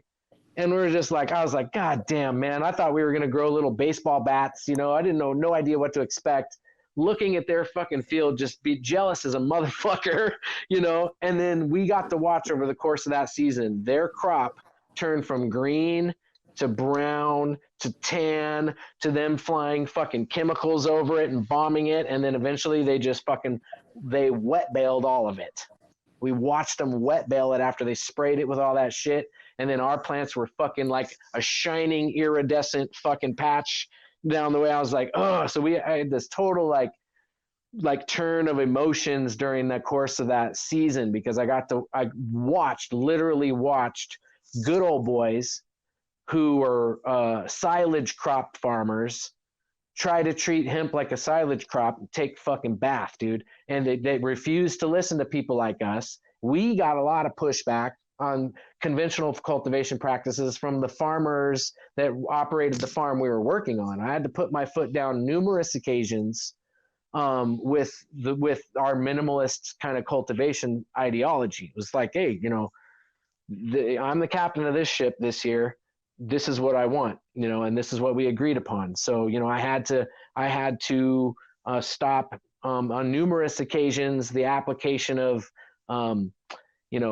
pig blood fertilizer and all this other shit, and that's like slaughterhouse byproduct stuff that I just wasn't interested in using. And so it was a huge learning lesson. So getting all of that shit out of the field was sobering. We harvested all of it. Every fucking bit of it made it in. Now, did some of it get mishandled according to ideal handling procedure? Fuck yeah, it did. I mean, how do you get 750,000 plants out of the field into trucks and hanging up a fucking 20-foot fucking tobacco line with scissor lifts without that kind of damage? I mean, it's just, unless you're incredibly staffed with an incredible facility, you're just having to cut corners. It took us about 4 weeks to get everything out of the field. So we even at one point in time chop and dropped plants in the field because we didn't want them to continue to ripen and, be subject to botrytis and all this other shit. So we knew that if we were harvesting that week and we had dry weather, we would just chop and drop whole chunks of acreage and let it sit for a couple days until we could get to it. And then we had people, we tried all kinds of shit. Eventually everything made it in. Right as the time we brought everything in is when the Farm Bill regulations came, and they changed from Delta 9 to total THC, which at that point in time put us, and also there was COVID. So COVID hit right as we were harvesting. Like we were processing everything after harvest. So we had boxes and boxes and boxes of this material that was dried, and we were processing it, taking some of it, turning it into oil. We were trimming other sections of it to sell as flour, smokable flour. So we had a good hustle going all through that winter, but COVID was a big factor. And then also the Farm Bill that changed the allowable THC limit from Delta 9 to total. And that made our product, technically, if it was just the flour, hot by just a little. And so obviously when you mill it all together and make like a biomass out of it, then you get your legal, legit numbers. But at that time, the Farm Bill had just kind of passed, had been solidified, and that new rule was in place. So a lot of people who were anxious to set up large scale purchases got cold feet because they didn't know what was hot and what was not. So we had some big names at the table. I wish I could say who they were, but a large cosmetic company. We were in pretty serious talks with them for some pretty high dollar amounts. And they got cold feet specifically because of the Farm Bill. And because they didn't want to be in possession of something that would be considered marijuana. So that was a big factor to us, converting a lot of that crop to crude. Most of the certified organic material we just ended up processing to crude, and a lot of that is still sitting in storage because the price of crude is just terrible. And so until we can find an added value use for it, a lot of us are we're still sitting on our profits from 2019 in crude form. We did make some money. We did okay. We were able to pay a lot of those bills, but it was a huge learning lesson. And, I think a lot of people saw that operation, or people see those kind of operations and they immediately think, oh man, they must've got rich. I hate to break it to you, sweetheart, but farming is a fucking tough game, and anything that costs you, upwards to $2 million to produce, you're not gonna get rich. You've got to find a way to bring that cost of goods down, and that's what really pushed me to step away from the outdoor kind of hemp game at scale, at least as it pertains to cannabinoid production. I'm still open to grain and livestock feed and fiber type production at scale. I still think that's really exciting. We had some interesting talks with some folks in Colombia. It's kind of been shelved a little bit, but there's some exciting things happening relating to hemp and fiber and livestock feed in that kind of large scale big ag realm, which I'm cool with, but it really from dealing with the buyers in 2019, I knew that there was a need for high quality, low THC cannabis, federally compliant, because that's what people were asking us about. They were like, is there anything that's kind of greenhouse quality? You know, we got people that are willing to pay, you know, and then I realized at that moment that, man, an indoor or a light dep or some kind of facility, you know, I think if we can keep our cost of goods, you know, below $300 a pound or whatever, you could probably get away with a pretty good business model, if you had a resource and an outlet to move that. And you know, if a small scale facility that's producing 50 to 100 pounds a month, that's really no problem in today's market when it comes to low THC cannabis. Before the project, I was familiar with Dr. Elaine. I was familiar with her body of work. I was familiar with the concept of the soil food web just from my rabbit hole, going down the rabbit hole of no-till. It's kind of impossible to go down that path, especially in the cannabis world, and not come across Dr. Elaine's name or holy smokes, the teaming with microbes guy, Lowenfels.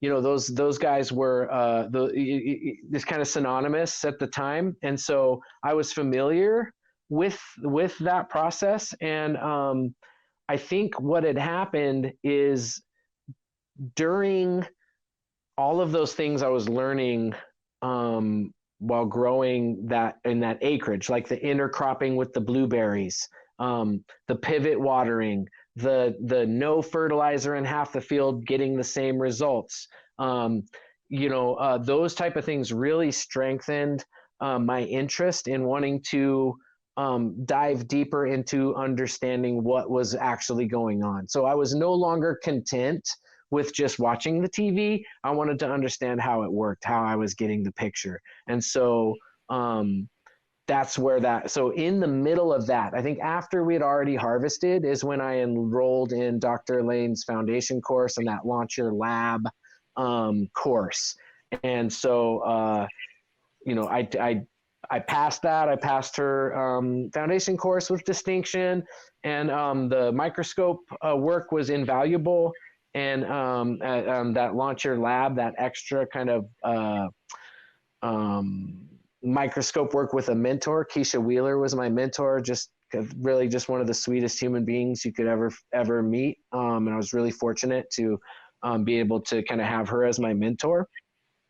I ended up not completing the Launch Your Lab course. I was down to literally the last session and then the final, but I was having issues with my eyes and doing the bacterial counts. And then I was just like, when I would drive places, I was getting really dizzy and everything was really blurry. So I ended up going to the eye doctor and I got diagnosed with a disorder called Fuchs disorder or Fuchs disease. And it's basically a genetic or hereditary eye condition where you have little pump cells that act like pumps behind your cornea, and it pumps out fluid from behind your cornea. Well, mine don't work anymore. And so I get fluid built up on my eye and it causes blurriness, dizziness. It's difficult for me to see sometimes when I go from inside to outside. So from a humid condition to a dry condition, or dry condition to a humid condition, or vice versa. My eyes go wonky. It's like I'm looking through a fishbowl, kind of. It's really hard to describe, but it is a barrier for accurate microscopy work, and so it was really kind of disappointing at one level, but it was also relieving because I was having these symptoms for a while, and my brain was like, holy shit, do I have a tumor? Like what's going on with my vision? When you get weird vision shit, you immediately think it's neurological or something. So I was relieved, even though it's not curable, and it's going to get progressively worse.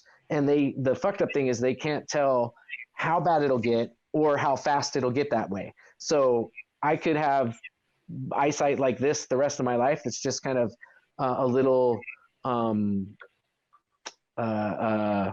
inconvenient, to like being basically kind of blind in 5 years. Like they just don't know what's going to happen. So, I'm just kind of taking it every day. Like I'm hoping that it just stays like this, and I'm trying not to overanalyze it. Feel like, are my eyes degenerating, but I definitely have good eye days or moments and bad ones. Sometimes it's easier for me to do a voice message than it is to text. So that hindered that kind of path for me, because I did intend on being a certified lab and just kind of generating clients that way, and then maybe even moving on to the consultant training program. But it just kind of hung me up, and it was a little disappointing, but I was just glad that it was something that's not the big C word or something crazy, so I was happy with that. I think there's like drops I could use that'll dry my eye out, but they burn and they're like all chemically, and I'm not interested in that. And then they also can do a corneal transplant. But in order to do that, you have to take all the immune blockers, like if you're getting any other organ transplant, and I'm just not fucking with that either.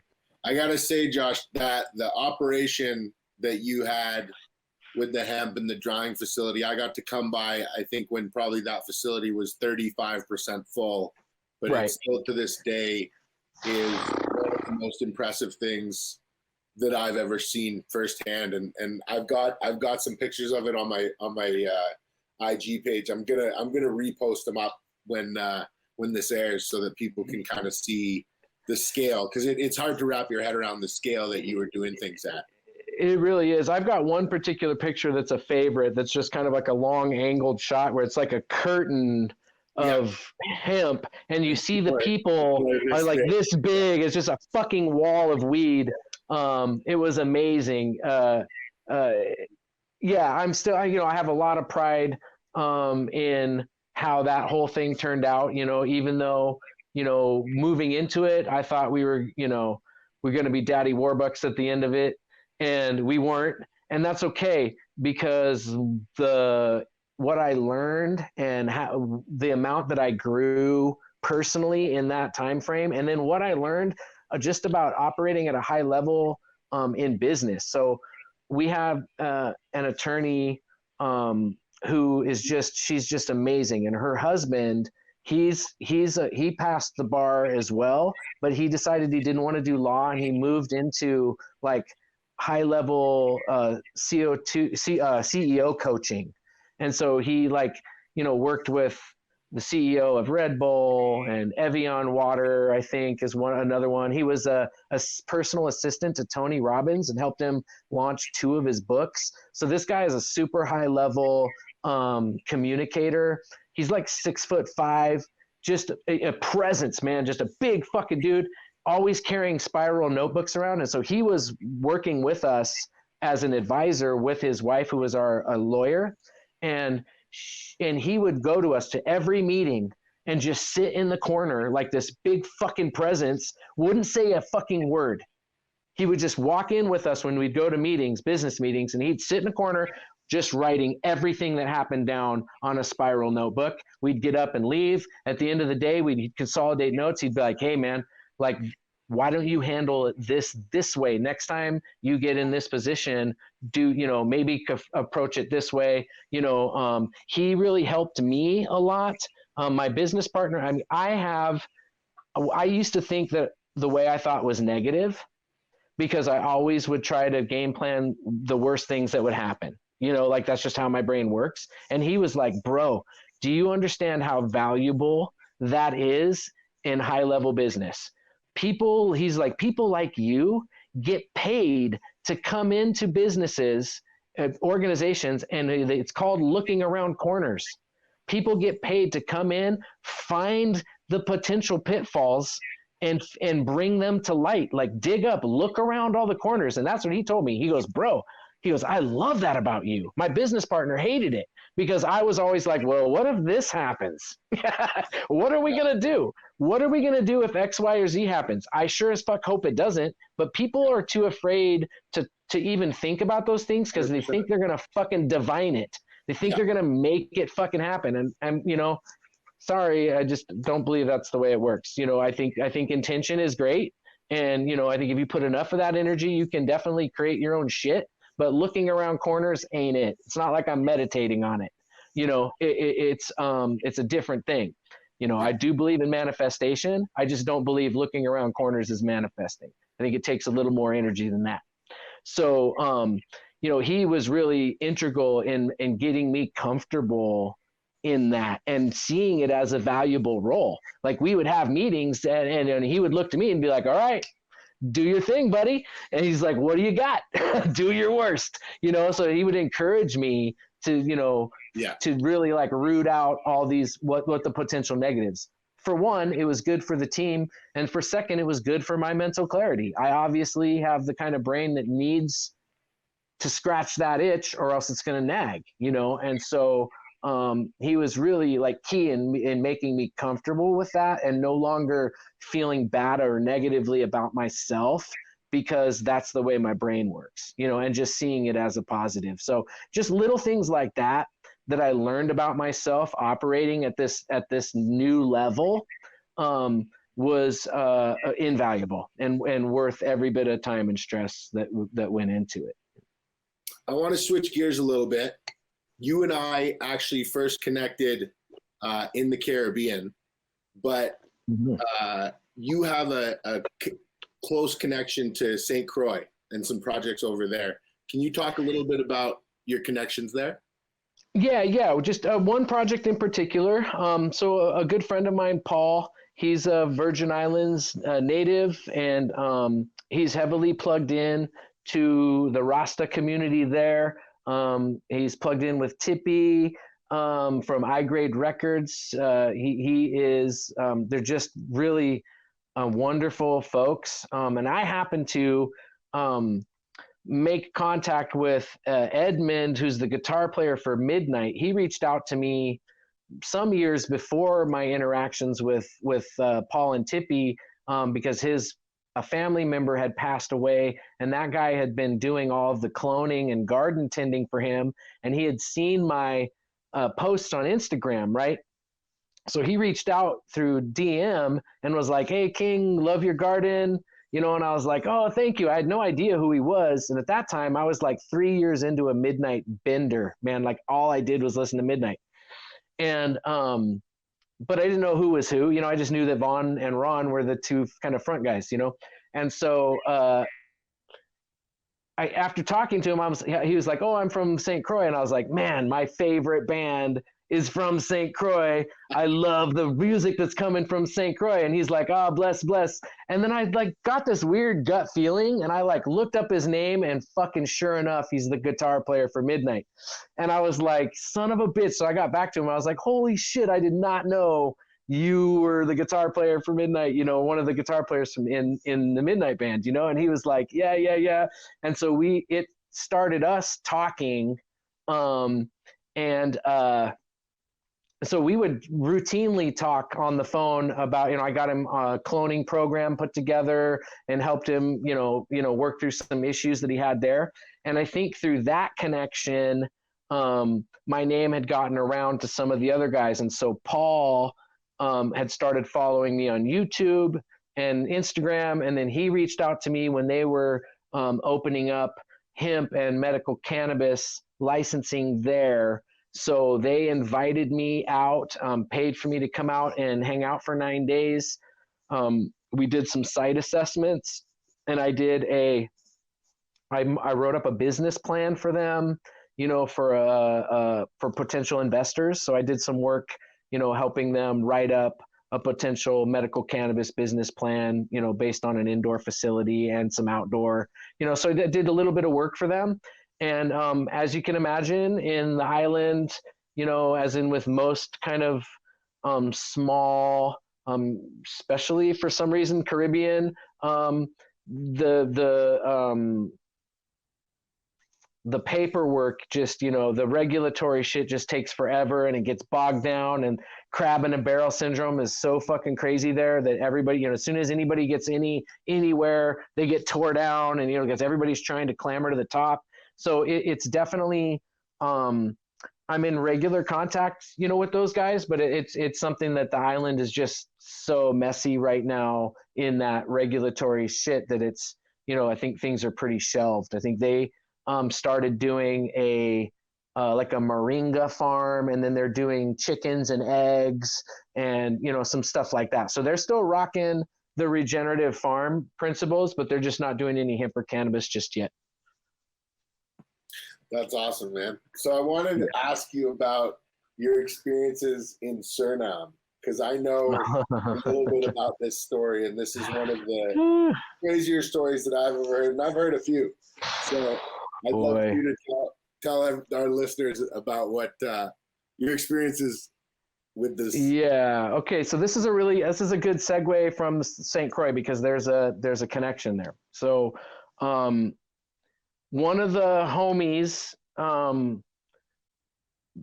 of the people that brought me there, I'm not going to name him, made a connection with somebody from Suriname, right? And so he reached out to me and was like, "Hey, bro, I've just became friends with the president's son, the president of Suriname's son, and he is actually a special advisor and envoy to the president. He's in Atlanta.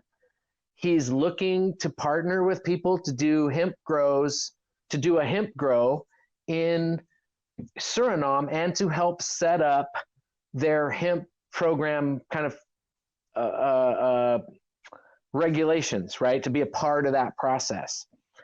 And so I was like, okay, cool. Like, he's like, he wants to meet in Atlanta. That's where his is like embassy type quarters are, right? So he had like an embassy location there in Atlanta that was basically Surinamese soil, that we would go meet him there and go have dinner.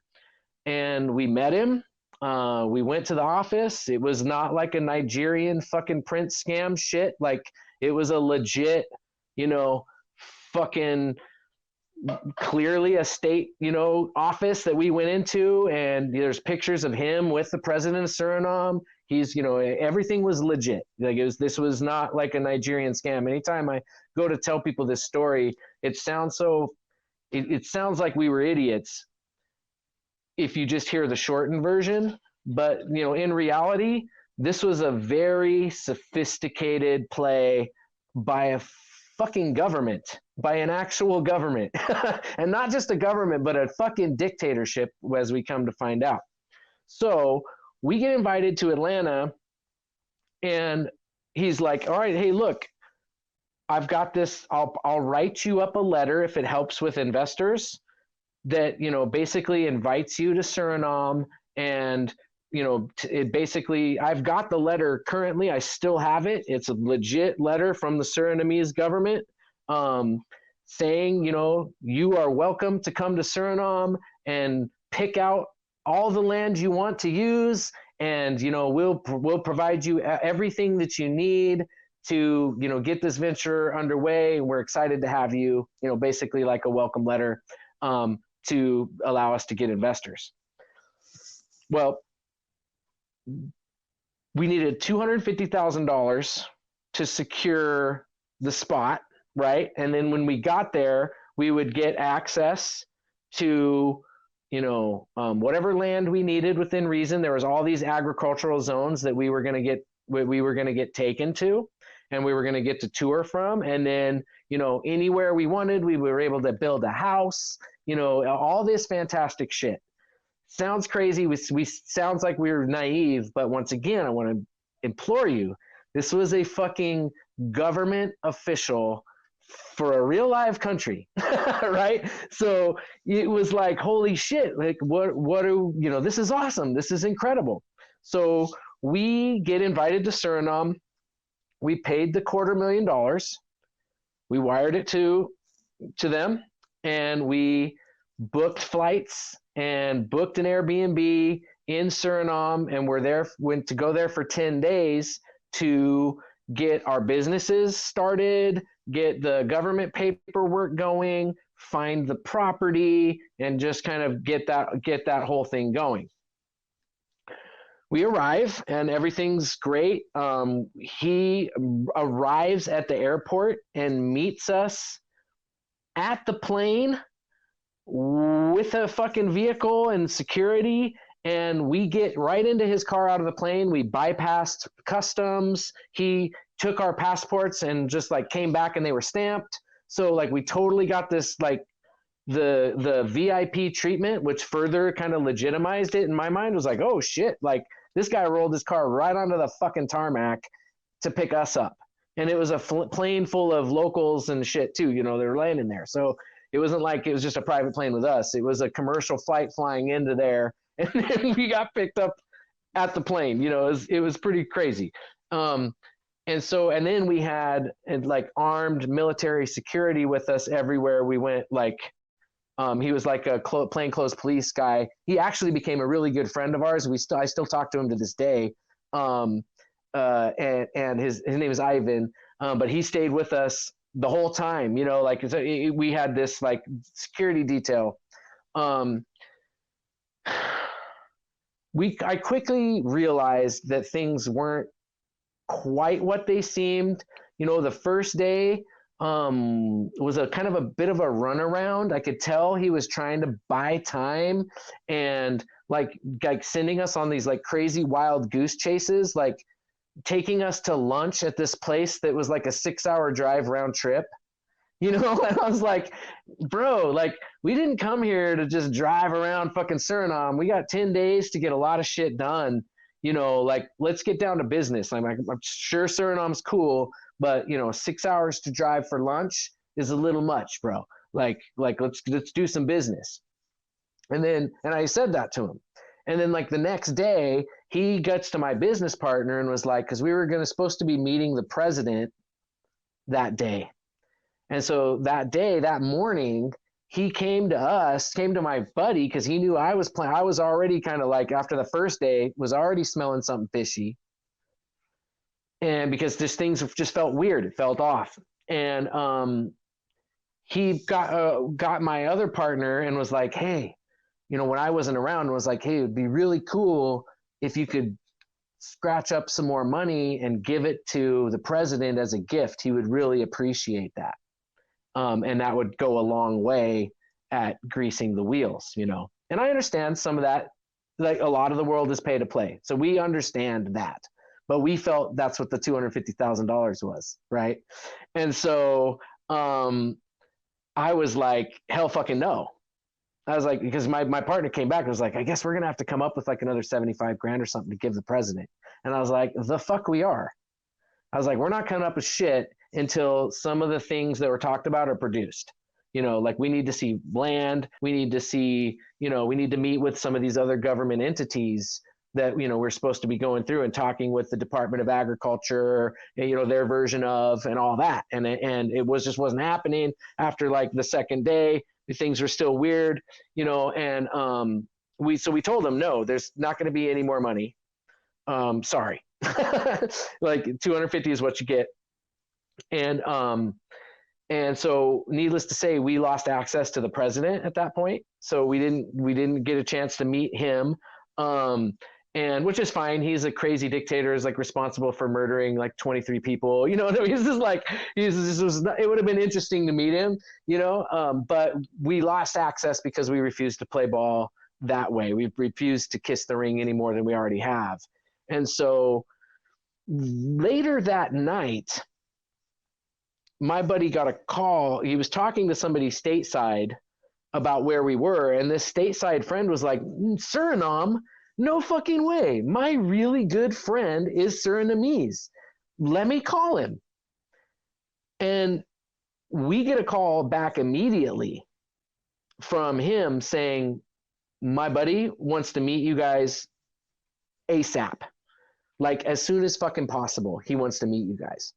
Now I'm thinking, oh, this guy's fucking mad because we got this government fucking deal and he wants to fucking come in and see what the fuck's going on, because we heard there was a potential competitor organization that was around to do the same thing that we were doing, right? So we'd kind of heard the scuttlebutt through the channels there that there was another entity there.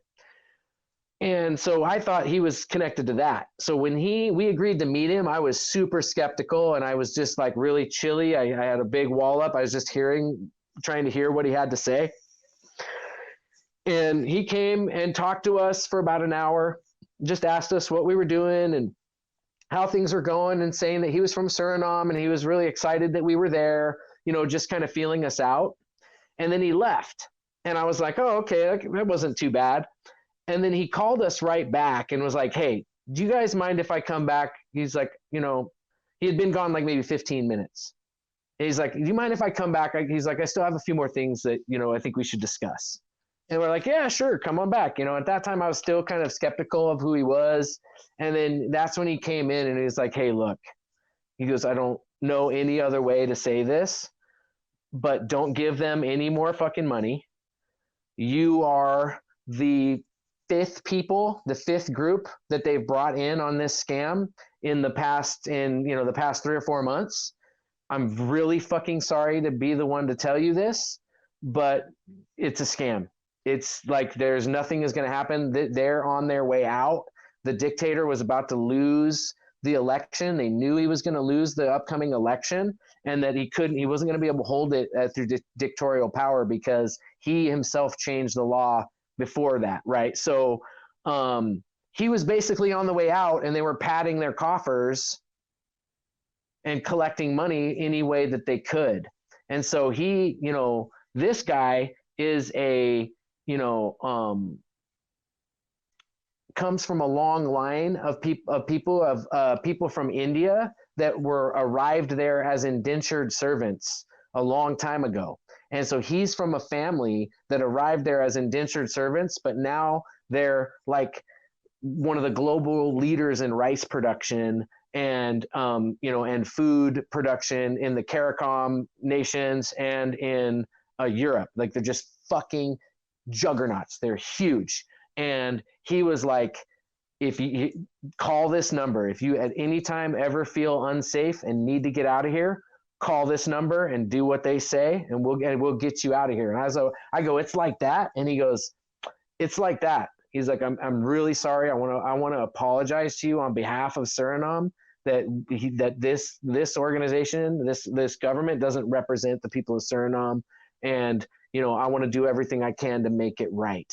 And he's the guy who I'm still currently, constantly in contact with. Like, he literally saved us. So what we ended up doing is we just ended up spending the rest of our time there, letting them blow smoke up our asses and not spending any more money on them, because I didn't want to get in an awkward situation and disappear. So we were just like, then I started looking at the armed people around me in a different light, and it wasn't so cool anymore. And so it was really like, oh shit, maybe they're not here, for the reason I think they're here for, like, so we just played it cool, like, oh yeah, everything's great. And then when we got back to stateside, we called them out on it. I called out the homie from St. Croix, and had a really long, hard talk with him, because I was like, bro, if I didn't know you better, I'd think you were in on that. But I think you're just ignorant, so I'm giving you a pass. Otherwise I'd be there. I know where he lives. Like, that $250,000 is a lot of fucking money, man. And to put us in that situation when he didn't personally vet the contact himself, and I took that for granted. So I learned a lot of lessons about international dealings in general, like, and a lot of lessons about if it's too good to be true, if it seems too good to be true, it's likely that, so it's one of those stories where if I don't tell it carefully or completely, it really makes us look like fucking idiots. But it was a very elaborate ruse, and we just got took. you know. Just that's the sad long and short of it, you know. It is what it is. Yeah. That's a wild story. I'm glad you shared it. I think Yeah. it's a good story to share.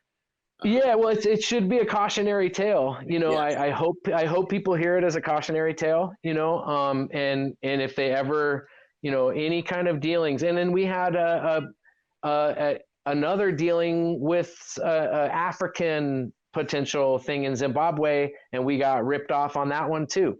You know, so unfortunately we just got ripped off on seed on that one, and so you know we it was like 20,000 seeds, but you know,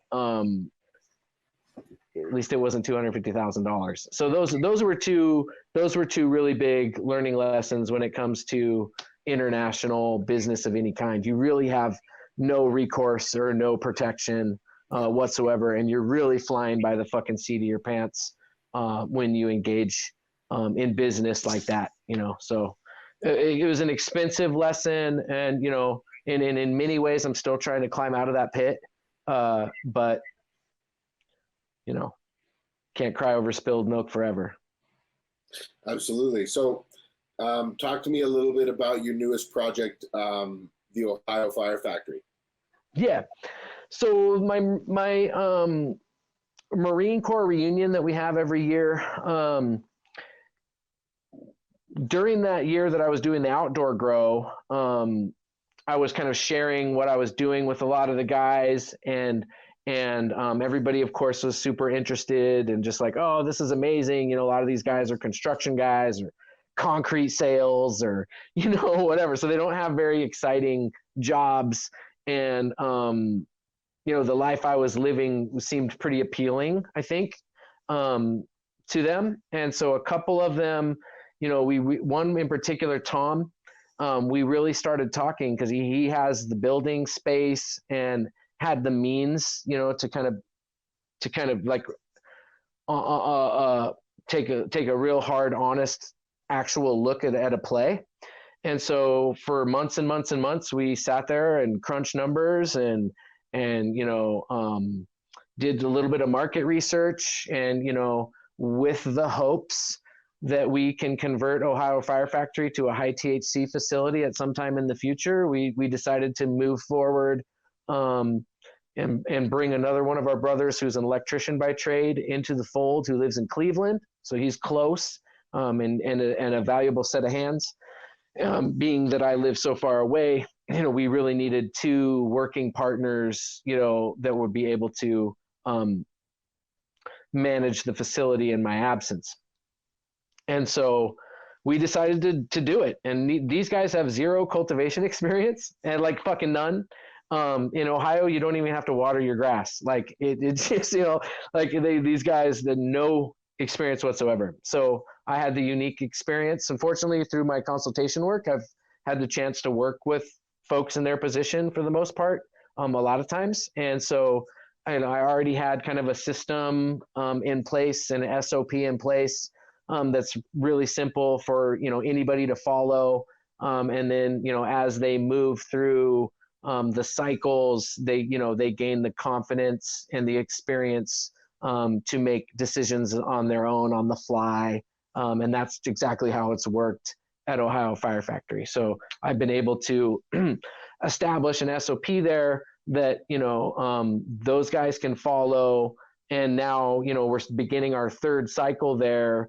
And, you know, into the second cycle, they were already making cultivation decisions on the fly that were good, you know, and they've got a really good mind for it. So I feel really fortunate to have a team that we have this kind of bond and relationship where we can kind of speak frankly to one another. We're not, you know, we have a level of communication that most people aren't afforded, you know, so we can leverage that in ways that makes our time very well spent and productive.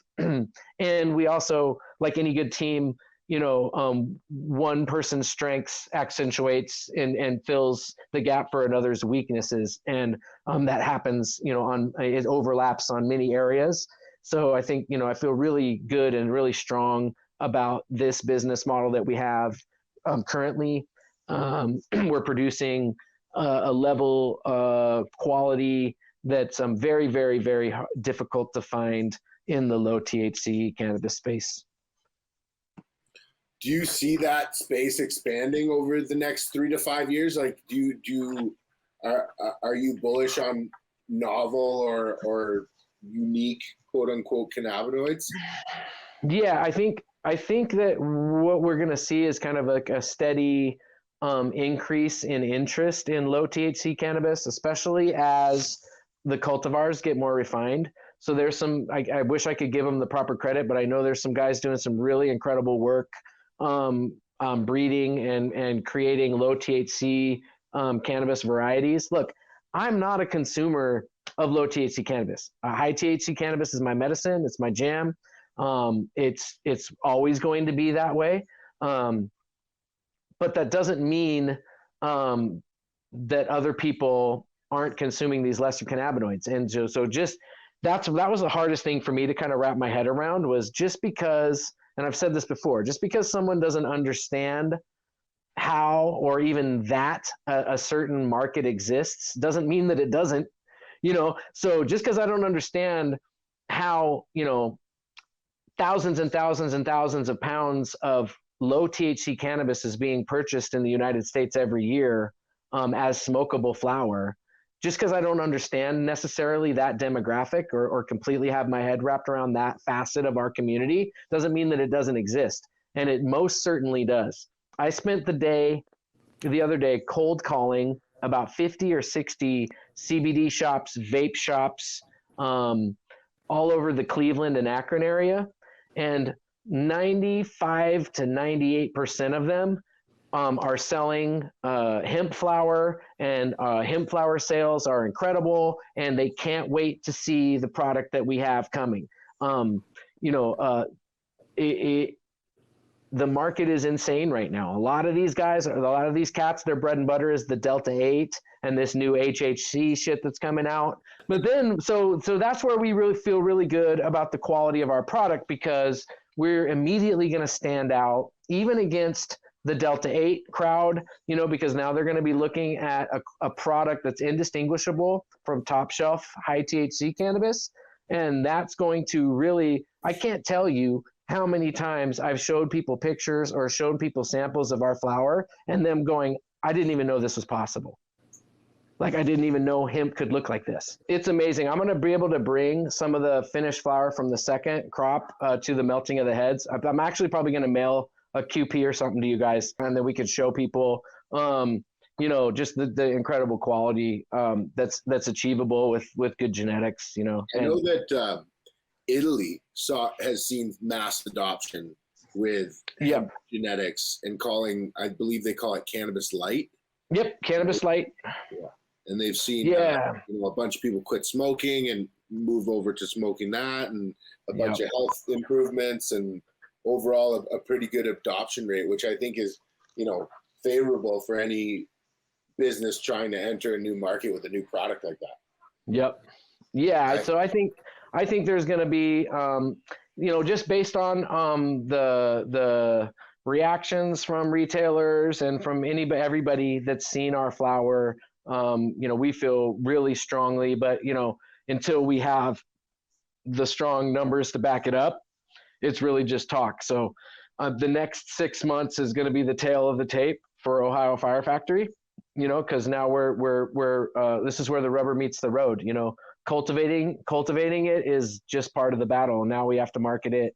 Now we have to get it on the market. If we want to make top dollar for our product, and if we want to become a national brand, we have to put in the work. So white labeling it to somebody for the easy money, or, just selling it off to a distributor who's going to co-package it for us or whatever. We're just really, I think it's a missed opportunity, and we recognize that as a missed opportunity. And so we're prepared to do the hard work in the trenches. Like, we're going to boot up our social media. We've had no social media up now because we weren't sure what direction we were going to take it. If we were just going to white label, if we were going to brand ourselves and do work on a brand, And I think that now that we've decided what route we're taking, the website with the e-commerce is coming up.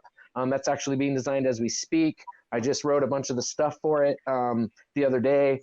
And then the Instagram and Facebook is going to come online in the next 7 to 10 days.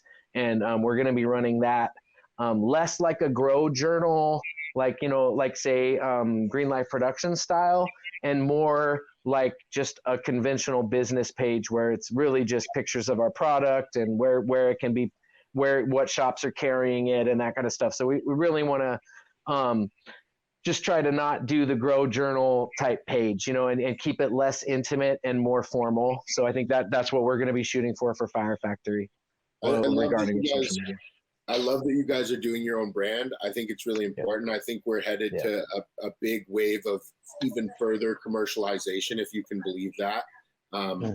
And I think that smaller, true to form legacy craft brands need to really consider owning their path to market and owning their brand in order not to lose control and be squeezed out. And, if you're white labeling and you're a farmer, it's a lot easier for a large scale brand to to exercise leverage over you than if you actually own the brand that the consumer is aware of and is asking to purchase. So I commend you for that. And I know it's definitely a much harder road, especially for a startup.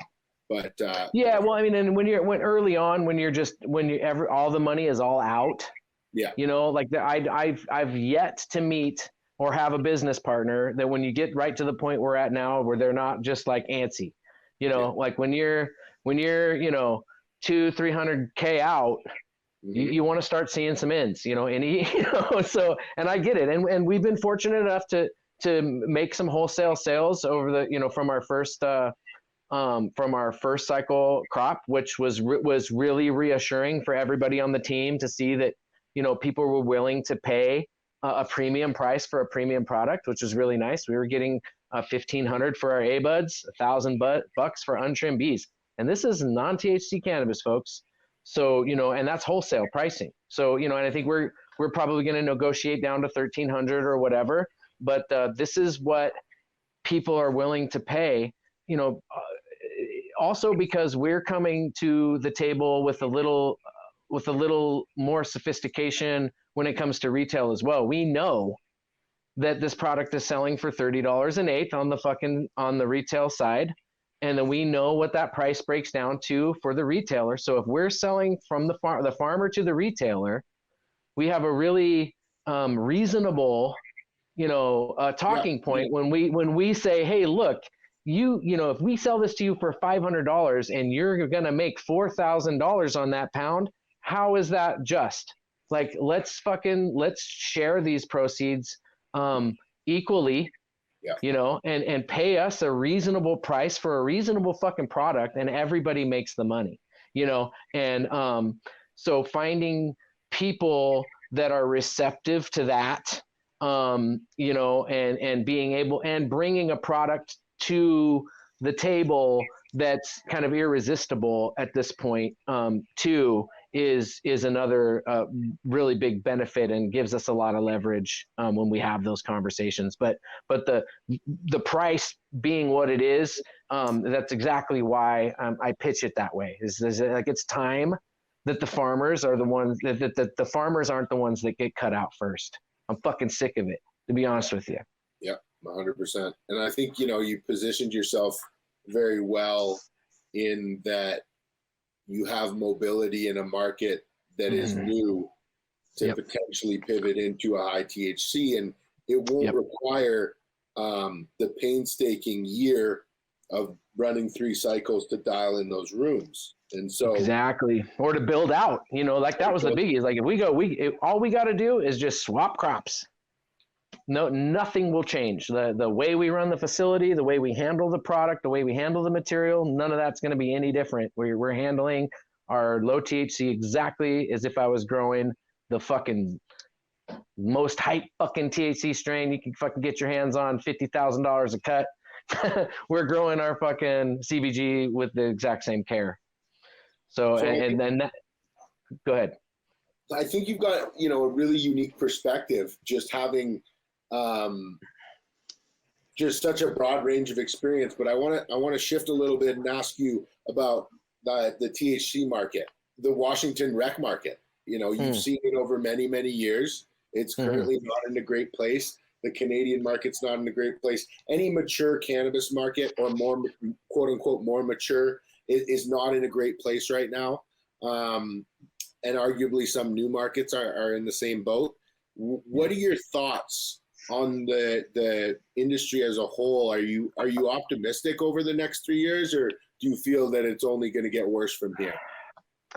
I'll be honest with you. I'm pretty disconnected from the recreational scenes anymore. I don't have any current clients that are existing in the recreational space.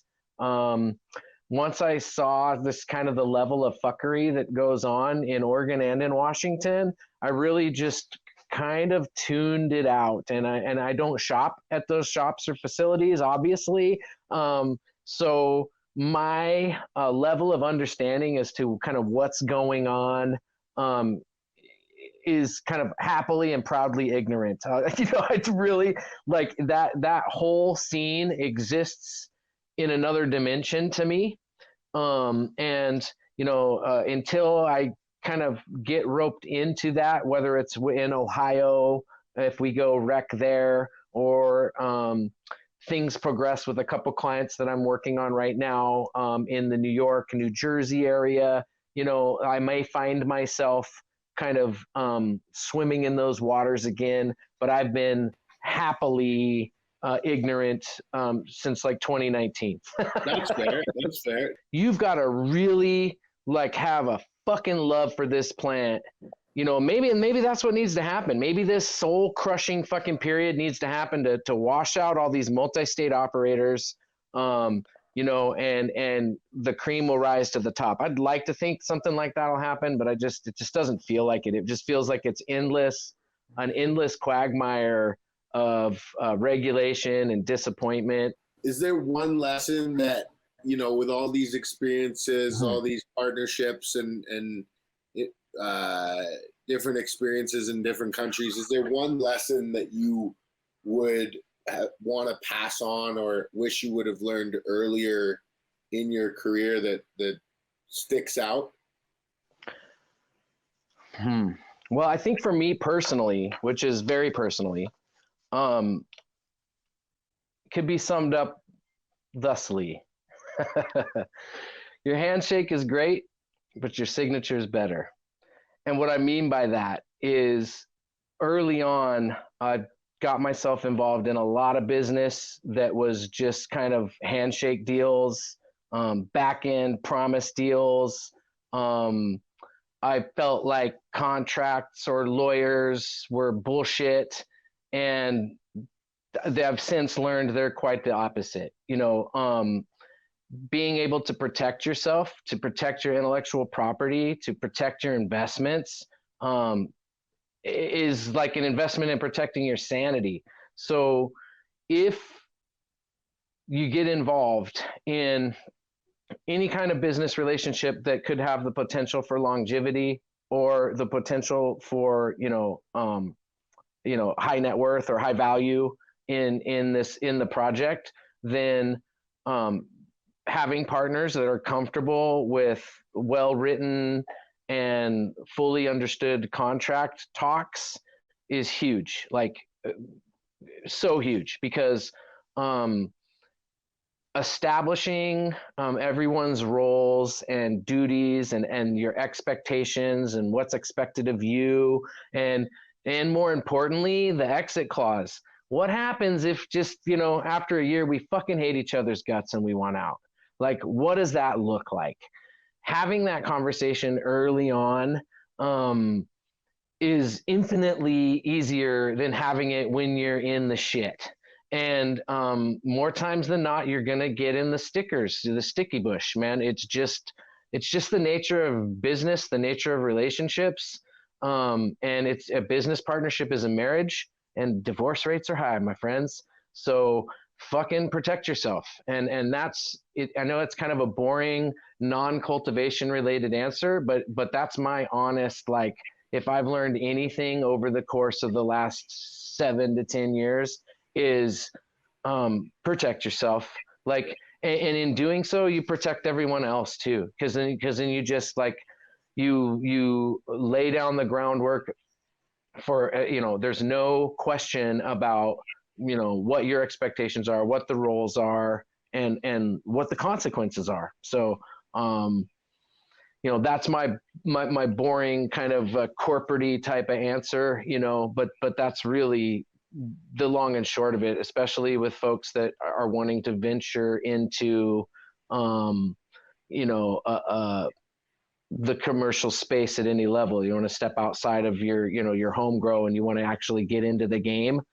Even if that means just getting hired on as a cultivator or whatever, that's where people are getting fucked the most is new facilities. Like, they'll bring on some new guy who's fucking full of zeal and got stars in his eyes and, can't believe he's got this opportunity. They'll milk him for all his SOPs and fucking shit can his ass.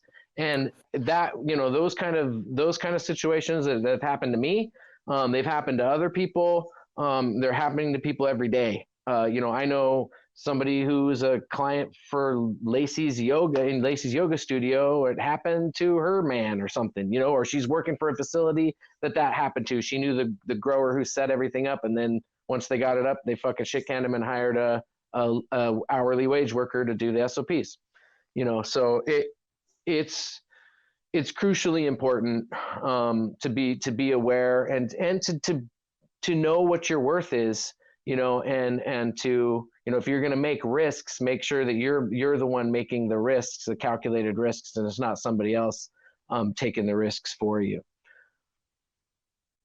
I think that's super good advice. I think that, the unfortunate reality is big business is going to continue to play a significant role in this industry, whether, regardless of what anyone's feelings are on it, and understanding how to play and how to protect yourself is important. I mean, one thing that I always like to say is that we treat this quote unquote industry is our community, and we get we glean validation from other community members. And so the way that we move throughout this community is we hold ourselves to many more rules than individuals who look at this community as an industry to take money out of. So if it's your day job and at the end of at 5:30 that all ends, you don't ever require any validation from that community, and you have a whole other life outside of cannabis, you're going to be able to make decisions that individuals who do participate and do hold value for that community in cannabis would never make. And so we have to understand that we're holding ourselves to a set of rules that aren't necessarily being applied to the people that we're working with.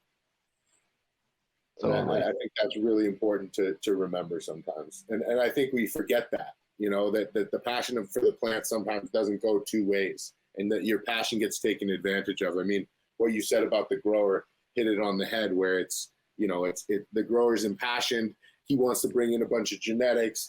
He signs some equity deal that triggers after he's there for 2 years, and he doesn't read the fine print. And then all of a sudden, he's asked to, take one for the team and sacrifice and take $16 an hour, where the C-suite doesn't take any kind of sacrifices and pull in $230,000 out per person.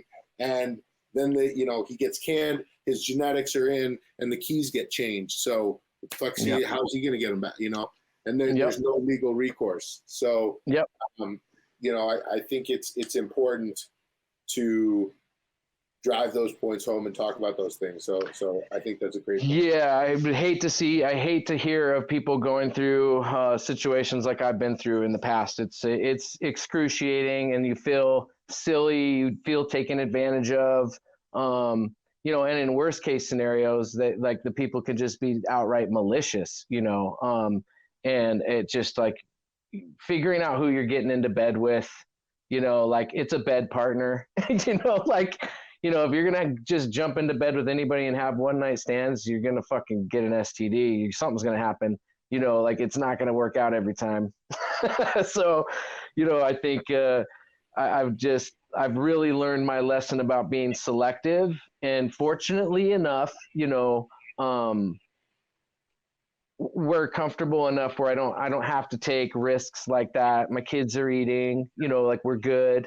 And, I'm able to literally just kind of pick and choose who I work with. And, and if I smell fucking any fuckery, we're done. We're done. And then I got no remorse, because I've been down the fucking road, I've seen it, like, so sometimes they'll throw a little money at you to get you in. And then once they get you in, the what they ask of you is more and more and more and more, and you really have to, if you're not careful, if you're not assertive, you could get taken advantage of really fucking quick. And you have to be comfortable with being a dick. Just being like, no, sorry, like this is not how it's going to go. This is not how we agreed upon. And, we're good. I'm good. See ya. It's been real. Yeah. And it's nice how you've kind of jumped through the feeling out period with the Fire Factory guys, just because you've got a long-standing history. So, I mean, that's a comfort level. What other projects, personally or professionally, are you excited about in this upcoming year? Yeah, so I've got to bounce here really shortly, but I will bring up the Suriname project, the South American project. It's once again, that's a really slow moving thing. I've been talking about that for a minute, but that's you heard me talk to Professor Q about it the other night on a live, I think it was. It's a gigantic project. It has potential to really make a lot of waves in not only just like the regenerative space, but in the big ag space period, because we're going to have an opportunity to take these kind of living soil and soil food web principles and apply them on a scale that just kind of hasn't been done before. I at least I don't want to speak out of turn, but I don't think there's 300,000 contiguous acres anywhere being cultivated specifically, in this style. So it's going to be interesting to see this project develop. Because it's so large and because it's attached to other things as part of a big package program that's going on there. And this is like a secondary or even like a further down the line project on the list. So things are in motion, but it's a very slow moving machine. I'm really hoping that it's the environmental component to like an oil extract. An energy deal. Yeah, an energy deal for sure. So it's I'm hoping that in this calendar year, we'll be boots on the ground for site assessments. I've submitted a lot of my paperwork into them already regarding, kind of the soil food web and the team that I'm assembling. I think I'm okay to say this. I don't think she would mind, but I've invited Keisha Wheeler and her new husband and her partner in Catalyst Bioamendments, because they have experience with composting at the kind of scale that we're going to need to achieve to manage soil fertility biologically on that scale. So I've invited them to participate in this with me, because I obviously, once again, knowing what you don't know is huge, and I know that my level of experience just isn't. I could probably go there and wing it, but I don't want to. I would much rather bring people on and kind of share the experience. It only makes sense. This is fucking gigantic. And so I think even Dr. Elaine had mentioned to Keisha that, once we get going over there, that she didn't want any money. She just wanted to come and participate because it's so large. So odds are she's probably going to get worked into it. I can't imagine having a project of this size and having her not on the payroll if that's the way things are going to work. So I'm really hoping that we get a chance to assemble kind of the best of the best and just get really like a super a superstar fucking team for a superstar fucking project. Like I don't like with Ohio Fire Factory, I'm not interested in this being the Josh Steensland show. You know, this is something that's fucking huge. And the people who've paved the way and have been putting in the work deserve a taste, you know. So I'm going to really try my hardest to put together a team of probably 5 or 6 people, you know, that we can go and spearhead every facet of this, from, you know, KNF ferment style stuff at scale, you know. So obviously talking with Professor Q, I'm going to be talking with Chris about things as they progress. But, you know, like we experienced the other time, it's very exciting. So I don't like telling people really, you know, it's like getting their hopes up that things are going to happen like tomorrow. Like this is a huge fucking project and there's a lot of moving parts. I trust that it's going off because I know that the deal's been made.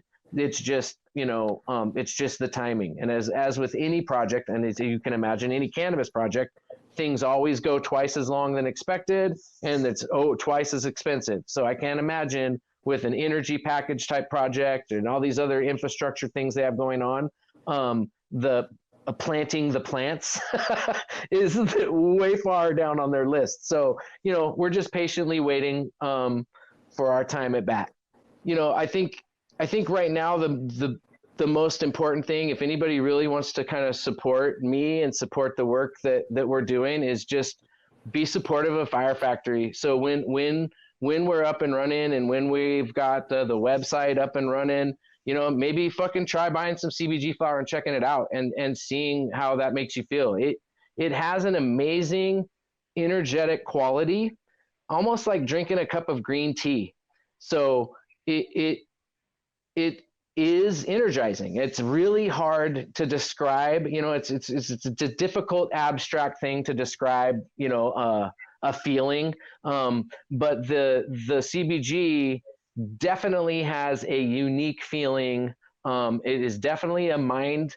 There's an effect that happens and there's a stimulating and clarifying effect that's very unique to just the CBG. So I highly recommend people just give it a shot. You know, I'm seriously going to start trying to incorporate it into my morning routine and just kind of see how that serves the ritual. Cause I'm really kind of addicted just to the ritual of the pipe. And that's just my comfort, you know, like I wake up in the morning and I'm fucking within 15 minutes, I'm looking for my pipe, you know, and it's just the way it goes. And, I think that there's a place for these quote unquote lesser cannabinoids. So if you want to support the work that we've been doing, you know, just be supportive of Fire Factory. We're about to launch on social media. We're about to try to, you know, make a big splash and try to make the product that we're so proud of available to anybody who wants it. So what are the social medias, Josh? We're just going to have Ohio Fire Factory on Instagram, and then we will have a Facebook page. But I don't know if we're gonna give that much energy, to be honest with you. As Instagram tends to be kind of the best place for that. I say that regretfully because where's the best place for the people to reach you that, you know, want to get in touch? Just Instagram, like DM me on Instagram. That's the best way. I mean, sometimes it takes me a day or two because if I've posted something recently, I mean, I get a pretty decent stream of DMs anyway, but sometimes I get big flurries and people can get buried. So I would just say that if it's the rare occasion you've hit me up and I haven't replied, just refresh and hit me up again. I won't be annoyed. You know, like if it's gone unseen for a few days, just shoot me another message. It didn't go unseen because I'm like, fuck that guy. It got unseen because like 10 people fucking messaged me afterwards and it got buried. And I only have so much time in the day that I'm willing to scroll around on Instagram like that, you know? So hit me up on IG. I will 99% of the time get back to you unless you're a fucking goofball. Then you'll just go on fucking unread, you know? But if you have legit questions or you hit me up with, you know, the least bit of decorum or whatever, then I'll engage you and let's fucking jam. And I am known for regularly calling, giving people my number and talking them through problems or issues with their grow, or if they have any specific related questions, usually because my eyes are fucked and I don't want to sit there and type for 30 minutes. I'm just like, bro, just call me. And, so you could still get a hold of me that way too. But usually, we have to work through some kind of, I had some interactions before. I'm usually not just giving my number to just whoever, but it's possible. Absolutely. Josh, thank you so much for your time. Thanks for being on the show. We appreciate it. No, I appreciate you guys, man. No, man, I got a lot of love for you too, man. I appreciate it. Absolutely. Take it easy, everyone. Don't forget to like and subscribe.